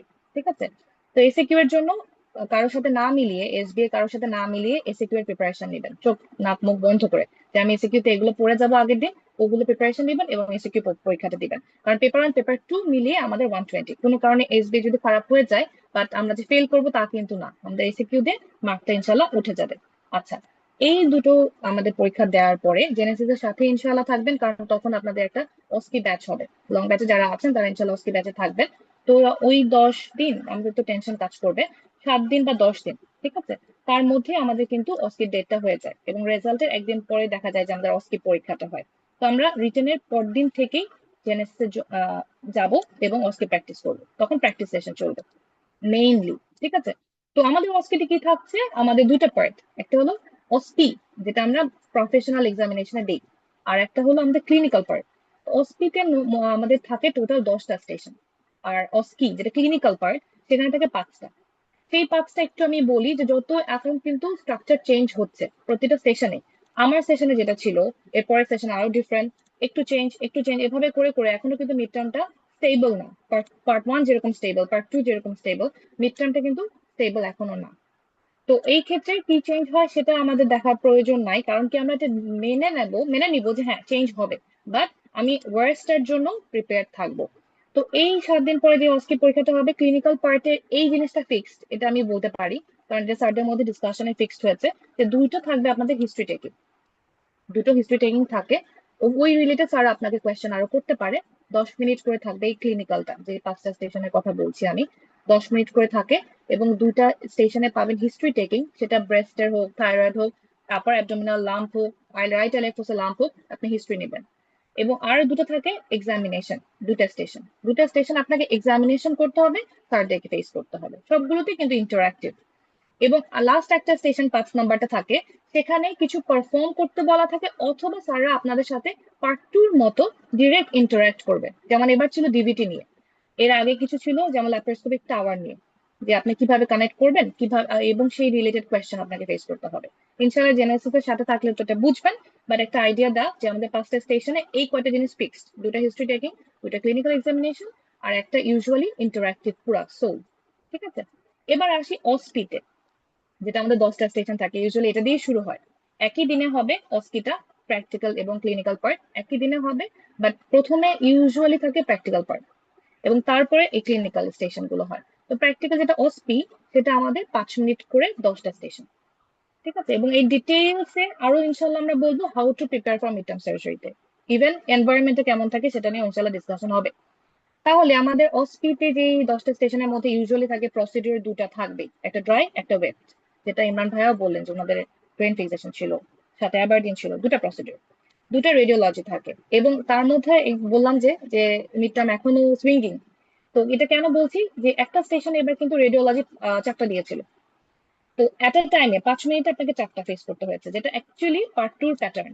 এটা কেন বলে নিচ্ছি, কারণ পার্ট 2 আর মিড টার্মের কিছু টপিক একদম মার্চ করে। সাপোজ যেটা জানুয়ারিতে পার্ট 2 তে এসেছে, মিড টার্মে এরপরে জুনে আসছে। এখন তো ডিসেম্বর আর জুন, ডিসেম্বরে যেটা আসছে সাপোজ মিড টার্মে, সেটা কিন্তু পরবর্তীতে জুলাই পার্ট 2 তে আসে। কিছু টপিক মার্চ আছে যেটা আমরা বলে দিব ইনশাল্লাহ। তাহলে আমাদের রেডিওলজি এবার একটা এসেছে পুরো পার্ট 2 স্টাইলে, আর একটা রেডিওলজি এসেছে যেভাবে আসে আমাদের একটা ইমেজিং থাকে ওই রিলেটেড। তাহলে আমাদের রেডিওলজি 2টা থাকবে, প্রসিডিউর 2টা থাকবে, একটা স্পেসিমেন থাকেই, কাউন্সেলিং মাস্ট একটা করতে হবে, এই জন্য ম্যাজিক্যাল সেশন ইনশাআল্লাহ থাকবে আপনাদের জন্য। আর একটা হলো আমাদের রিপোর্ট রাইটিং থাকবেই, একটা ডাটা ইন্টারপ্রিটেশন, এবার এবিজি ছিল তো ডাটা ইন্টারপ্রিটেশন একটা থাকবে, ইনস্ট্রুমেন্ট একটা প্লাস মাইনাস ছিল, এবার কিন্তু ইনস্ট্রুমেন্ট দিয়েছে, সুতরাং ইনস্ট্রুমেন্ট একটা থাকবে, একটা সিনারিও থাকবে, আর মোটামুটি তো সব কভার করেছে। এই টোটাল মিলিয়ে আমাদের 10টা স্টেশন থাকে। আর এই ইনশাল্লাহ যদি ঠিক মতো দেই 60% পেয়ে যাই, তাহলে ওই দিন রাতে ইনশাল্লাহ আমরা রেজাল্ট দেখতে পারবো যে আলহামদুলিল্লাহ মিড টার্ম আমাদের পাস। এবং আজকে যারা আছেন দোয়া করি সবার যেন এটা ডিসেম্বর 26 আপনারা দেখতে পারেন। এবার আসি ইম্পর্টেন্ট কিছু কথা আমরা বলে নিলাম এক্সাম রিলেটেড। ঠিক আছে, তাহলে সাইমালটেনিয়াস প্রিপারেশন নিতে হবে আমাদের মাস্ট, যেটা সবাই বলেছে। সুতরাং যখন আমরা পড়বো ক্লাসটা কিভাবে নিব সেটা আমি আমরা ইনশাল্লাহ ডিসকাস করবো how to prepare for mid term সার্জারিতে। ব্যাচ 10 নিয়ে একটু বলতে চাই, যেহেতু সময় অনেক লেন্দি হয়ে গেছে এই জন্য একটু দ্রুত বলছি। ব্যাচ ডে আমাদের থাকবে হলো সানডে, রবিবার করে আপনাদের লং ব্যাচের জন্য, পরবর্তীতে এটা সানডে ওয়েডনেসডে হতে পারে। তাহলে সানডেতে যে ক্লাসটা হবে, পরের সানডেতে আপনারা ওটার আগে এক্সাম দিবেন, তারপর রেসপেক্টিভ টপিকে নেক্সট সানডেতে যেটা রুটিনের স্কেজুলে থাকবে সেই সানডের ক্লাসটা আপনারা করবেন। অর্থাৎ এক সপ্তাহ আপনারা টাইম পাচ্ছেন একটা টপিক রেডি করতে ইনশাআল্লাহ। ডিউরেশন ইউজুয়ালি আগেই বলেছি যে 3 আওয়ার্স থাকবে, তো পেশেন্টলি করতে হবে। এখানে শুনলাম যে অনেকেই ঢাকার বাইরে কিন্তু আছেন, তার মানে অনলাইন ছাড়া আপনাদের কিন্তু অপশন ইউজুয়ালি নাই যে আপনাদেরকে আমরা সামনাসামনি দেখতে পারবো। ঠিক আছে, তাহলে এই সময়টা রিকোয়েস্ট থাকবে অনলাইনে ক্লাস টাইমে দিবেন। রেকর্ডেড ক্লাস আপনি যে কয়েক ঘন্টা শেষ করবেন ট্রাস্ট মি এটার কোনো নিশ্চয়তা নাই, তাই ওই টাইমে আপনার আছে ক্লাস, আপনি ওই 3 ঘন্টা একদম আমাদের সাথে যুক্ত থাকবেন, ওই টাইমে করে ফেলবেন অনলাইনে। ঠিক আছে, এবং আমাদের ব্যাচে ইউজুয়ালি কি থাকে যে আমাদের টপিক ওয়াইজ ক্লাসগুলো থাকবে, সেটা তো আপনারা জানছেন। এরপরে আমাদের কিন্তু মডেল এবং মক থাকবে, বইটাকে আমরা ভাগ করে মডেল নিব এবং তারপরে মক এক্সাম দিব, এবং প্রত্যেকটা ধরেন সাপোজ 6টা টপিকের পরপরই একটা করে রিভিউ এক্সাম দিব। এইভাবে কিন্তু বইটা আলহামদুলিল্লাহ 4বার কমপ্লিট করা যায়, 4বার রিভাইজ করা যায়, জাস্ট জেনেসিস এর সাথে যদি আপনারা কনস্ট্যান্টলি থাকেন ইনশাআল্লাহ।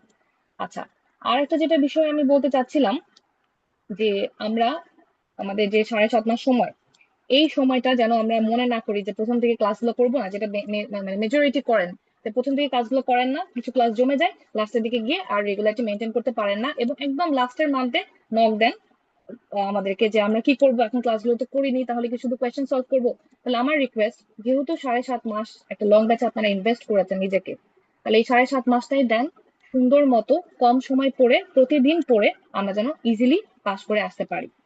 আর একটা হলো যে আমাদের ব্যাচ ডে নিয়ে বলেছি, তো আমাদের ওই হোল সবাই সবকিছু বলেছে, তাই রিকোয়েস্ট থাকবে যে আমরা রেগুলার যেন থাকি, এবং how to prepare for mid term surgery first ক্লাসে যেন আমরা সবাই করি, তাহলে আমাদের কনফিউশনটা আরো ক্লিয়ার হবে। কারণ যারা সাব স্পেশালিটিতে আছেন, ভাইয়া কিন্তু বলেন ইমরান ভাইয়া যে খারাপ হয় বেশি তাদের।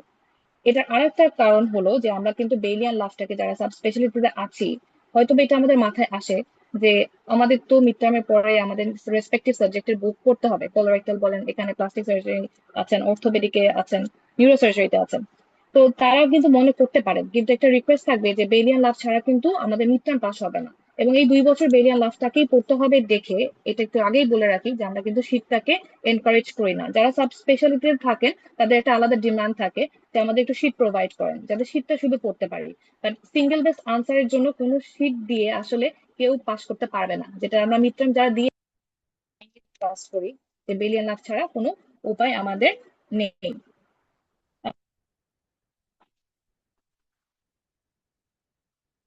আমাকে শোনা যাচ্ছে? জি আপু, জি আপু শোনা শোনা যাচ্ছে। যাচ্ছে। আমাকে শোনা যাচ্ছে ভাইয়া? জি আপু শোনা যাচ্ছে। জি শোনা যাচ্ছে আপু, কন্টিনিউ করেন, আমরা শুনতে পাচ্ছি। আচ্ছা ঠিক আছে, কারণ সরি আমার একটু ইন্টারাপ্ট হয়েছে। তাহলে আমরা যারা সাব স্পেশালিতে আছি তাদের জন্য স্পেশালি আমরা বলছি যে বেলিয়ান লাভ যেন আমরা পড়ি এবং আমরা শীট প্রোভাইড করি না। তাহলে বলতে পারেন যে তাহলে জেনেসিস এর কি দরকার? এইটাই আমরা আরো ডিসকাস করবো how to prepare for mid term সার্জারিতে, যে একটা টপিকে আমরা কিভাবে পড়বো, তখনই আপনারা বুঝতে পারবেন যে আসলে আমাদের কিভাবে কত মাইনুটলি পড়তে হয় ফর সিঙ্গেল বেস্ট আনসারের জন্য, কি কি খেয়াল করতে হয়। তো রিকোয়েস্ট থাকবে সবাই আমরা ফার্স্ট ক্লাসটা যেন টপিক শুরুর আগে, এই ক্লাসটা আপনাদের জন্য স্পেশালি ডিজাইন করা, আমরা যেন সবাই ক্লাসটা করি। এবং সবাইকে আবারও স্বাগত এবং অল দ্য বেস্ট। ইনশাল্লাহ 7.5 মাস আপনাদের সাথে আমরা থাকবো। অসংখ্য ধন্যবাদ সবাইকে। আসসালামু আলাইকুম। শাহরিয়ার ভাইয়া। ওয়ালাইকুম আসসালাম, থ্যাংক ইউ আপু। আপনি অনেক ভ্যালুয়েবল কিছু স্কিলস আমাদের দিলেন এবং কিভাবে আসলে প্রিপারেশন নিতে হবে, প্লাস পাশাপাশি আমরা পরীক্ষায় কি কি ডিফিকাল্টিস ফেস করবো এই ব্যাপারে আপনি আলোচনা করছেন। ইনশাল্লাহ আমরা যারা আছি এই ব্যাচের সাথে ইনশাল্লাহ ভবিষ্যতে আমরা আমাদের রেগুলার ক্লাসগুলোতে এগুলো নিয়ে আরো ইলাবোরেটলি আলোচনা করব। আজকে আর দীর্ঘায়িত করব না, এতক্ষণ ধৈর্য সহকারে যারা আসলে উপস্থিত ছিলেন সবাইকে অসংখ্য ধন্যবাদ। যাওয়ার আগে আমি জাস্ট শুধু একটা পরামর্শ দিয়ে শেষ করব, সেটা হচ্ছে যে আপনারা বিভিন্ন ইনস্টিটিউশনে ট্রেনিং এ আছেন এবং ম্যাক্সিমামই আসলে আগামী ডিসেম্বর 2026-এ মিড টার্ম পরীক্ষা। আপনারা জানেন কিনা যে মিড টার্ম পরীক্ষায় বসার কিছু প্রি রিকুইজিট আছে, আপনি যদি সেইগুলো ফিল আপ করতে না পারেন তাহলে কিন্তু আপনি এলিজিবলই হতে পারবেন না। তাই পড়াশোনার পাশাপাশি সেই বিষয়গুলোকেও খেয়াল করবেন। আর কিন্তু সময় বেশি নাই। ফার্স্ট অফ অল আপনাদের যাদের এখনো লগ বুক ইনকমপ্লিট আছে, আপনারা কিন্তু সবাই সবার লগ বুক গুলো কমপ্লিট করে ফেলেন, স্পেশালি যারা রোটেশন গুলোতে ছিলেন, অর্থাৎ neuro surgery, orthopaedic surgery, casualty rotation গুলো অনেক সময় লগ বুক গুলো ফাঁকা থাকে, এগুলো ফিল আপ করে ফেলেন, লগ বুকের কাজ এখনই শুরু করে ফেলেন। আদারওয়াইজ এইটা কিন্তু যদি ফাঁকা রাখেন বা এটা যদি গ্যাপ রাখেন, আপনার কিন্তু পরবর্তীতে শেষে এসে যখন আপনার পড়ার দিকে কনসেন্ট্রেট করবেন তখন কিন্তু এই লগ বুক নিয়ে দৌড়াদৌড়ি করতে যে আপনার কিন্তু আলাদা একটা এক্সট্রা হ্যাসেল ক্রিয়েট হবে। নাম্বার 2, আপনার বিসিপিএস এ অ্যাপিয়ার করতে হলে কিন্তু আপনার বর্তমানে 3 থেকে 4টা ট্রেনিং, সেটা হচ্ছে যে আপনার ম্যান্ডেটরি। তার মধ্যে হচ্ছে research methodology training, basic surgical skill training, then হচ্ছে আইসিটি ট্রেনিং। পাশাপাশি আমি জানি না আপনাদের বার থেকে এটা কম্পালসারি করছে কিনা, সেটা হচ্ছে কমিউনিকেশন স্কিল। তো এই যে বেসিক 3টা ট্রেনিং, 3 থেকে 4টা ট্রেনিং আছে, এই 3টা ট্রেনিং কিন্তু আপনাকে এই নির্ধারিত সময়ের মধ্যে শেষ করে নিতে হবে। তাই যারা এখন পর্যন্ত এই ট্রেনিং গুলো করেন নাই বা কোনটা বাকি আছে, দ্রুত যোগাযোগ করে যদি অনলাইনে আপনারা তাদের অনলাইন বিসিপিএস এর ওয়েবসাইটে যদি অনেক সময় স্লট ফিল আপও থাকে, প্রয়োজনে তাদের সাথে ফিজিক্যালি বিসিপিএস এ গিয়ে কিংবা ওভার ফোনে কথা বলে যে আমার আগামীতে মিড টার্ম পরীক্ষা, আমার এই ট্রেনিং গুলো বাকি, এই ট্রেনিং গুলো কমপ্লিট না করতে পারলে আমি পরীক্ষায় অ্যাপিয়ার করতে পারবো না, আমাকে বিশেষ বিবেচনায় কোনো না কোনো একটা স্লটে এন্টার করা হোক। এভাবে কিন্তু আপনারা নিজ তাগিদে আপনাদের ট্রেনিং গুলো কমপ্লিট করে নেবেন। আদারওয়াইজ আপনারা কিন্তু পরীক্ষার আগ দিয়ে এগুলো নিয়ে কিন্তু আলাদা একটা হ্যাসেল ক্রিয়েট হবে।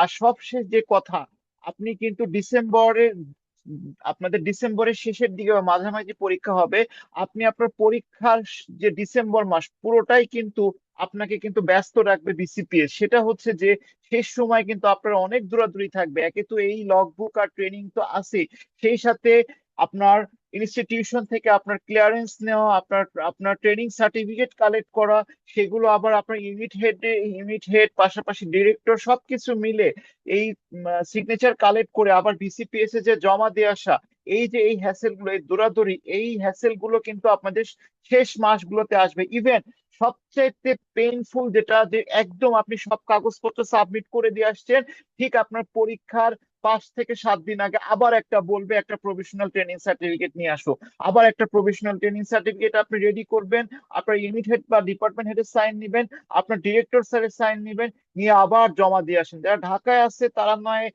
এই সুযোগটা হয়তো দিন করে ফেললেও আপনারা যারা পেরিফেরিতে আছেন তাদের জন্য কিন্তু একটা হ্যাসেল। তো এই জন্য আমি আপনাদেরকে আগে থেকে এটা অন করে দেওয়ার উদ্দেশ্য হলো যে শেষ সময় কিন্তু এই হ্যাসেল গুলো থাকবে, এগুলো মাথায় রেখে সময়টা সেভাবে সেট করবেন যে আপনি কিন্তু শেষের সময়গুলোকে আপনাকে এইগুলো কাজে দিতে হবে। পাশাপাশি আরো একটা ইম্পর্টেন্ট, আপনারা যারা সাব স্পেশালিস্ট আছেন ম্যাক্সিমাম যারা আমরা আজকে দেখলাম অর্থোপেডিক্সই বেশি, পাশাপাশি নিউরোসার্জারি কোলোরেক্টাল আছেন, তাদের জন্য যেটা বেশি ওয়ার্ন সেটা হচ্ছে আপনাদের তো মিড টার্মের পর পরে অর্থাৎ জানুয়ারির 1 তারিখ থেকে আপনারা অ্যাডভান্স ট্রেনিং এ ঢুকবেন। এই অ্যাডভান্স ট্রেনিং এর জন্য আপনাকে দেখা যাবে যে ডিসেম্বরের কোনো না কোনো একটা সময় আপনাকে সার্কুলার ইস্যু করবে যে অ্যাডভান্স ট্রেনিং এর জন্য আপনি অ্যাপ্লাই করবেন।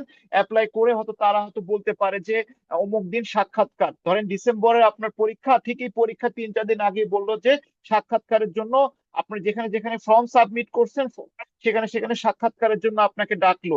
সো আপনাকে কিন্তু সেই সময়টাও কিন্তু সেখানে স্পেন্ড করতে হবে। সো লাস্ট মান্থে কিন্তু আপনার এই ধরনের দৌড়াদৌড়ি হবে, তাই প্রিপারেশন নিলে এই শেষ মাসটাকে কিন্তু বাদ দিয়ে ধরবেন এবং এই জন্য আগে থেকে প্রিপারেশন নিয়ে ফেলবেন, আগে থেকে পড়াটা গুছিয়ে ফেলবেন, তাহলে কিন্তু শেষ সময়ে সেই হ্যাসেল থেকে আপনারা মানে রিলিফ পাবেন। আর আমি বিশ্বাস রাখি যারা লং ব্যাচে ভর্তি হয়েছেন এখন থেকে সিরিয়াস থাকলে আমি মনে করি আপনাদের যাত্রাটা অনেক বেশি স্মুথ হবে। তো যাই হোক, আজ আর নয়, আজকে ধৈর্য সহকারে অনেক কথা শুনছেন, যারা আজকে মনোযোগ দিয়ে কথা শুনছেন আমি বিশ্বাস করি ইনশাল্লাহ আপনাদের আগামী যাত্রা খুবই স্মুথলি হবে এবং ভালো হবে। আপনাদের সবার শুভকামনা থাকলো, কোনো না কোনো ক্লাসে আপনাদের সাথে আবারও দেখা হবে। সেই পর্যন্ত সেই শুভকামনায় আজকের মতো সেশন এখানে শেষ করতেছি। আসসালামু আলাইকুম রহমতুল্লাহ।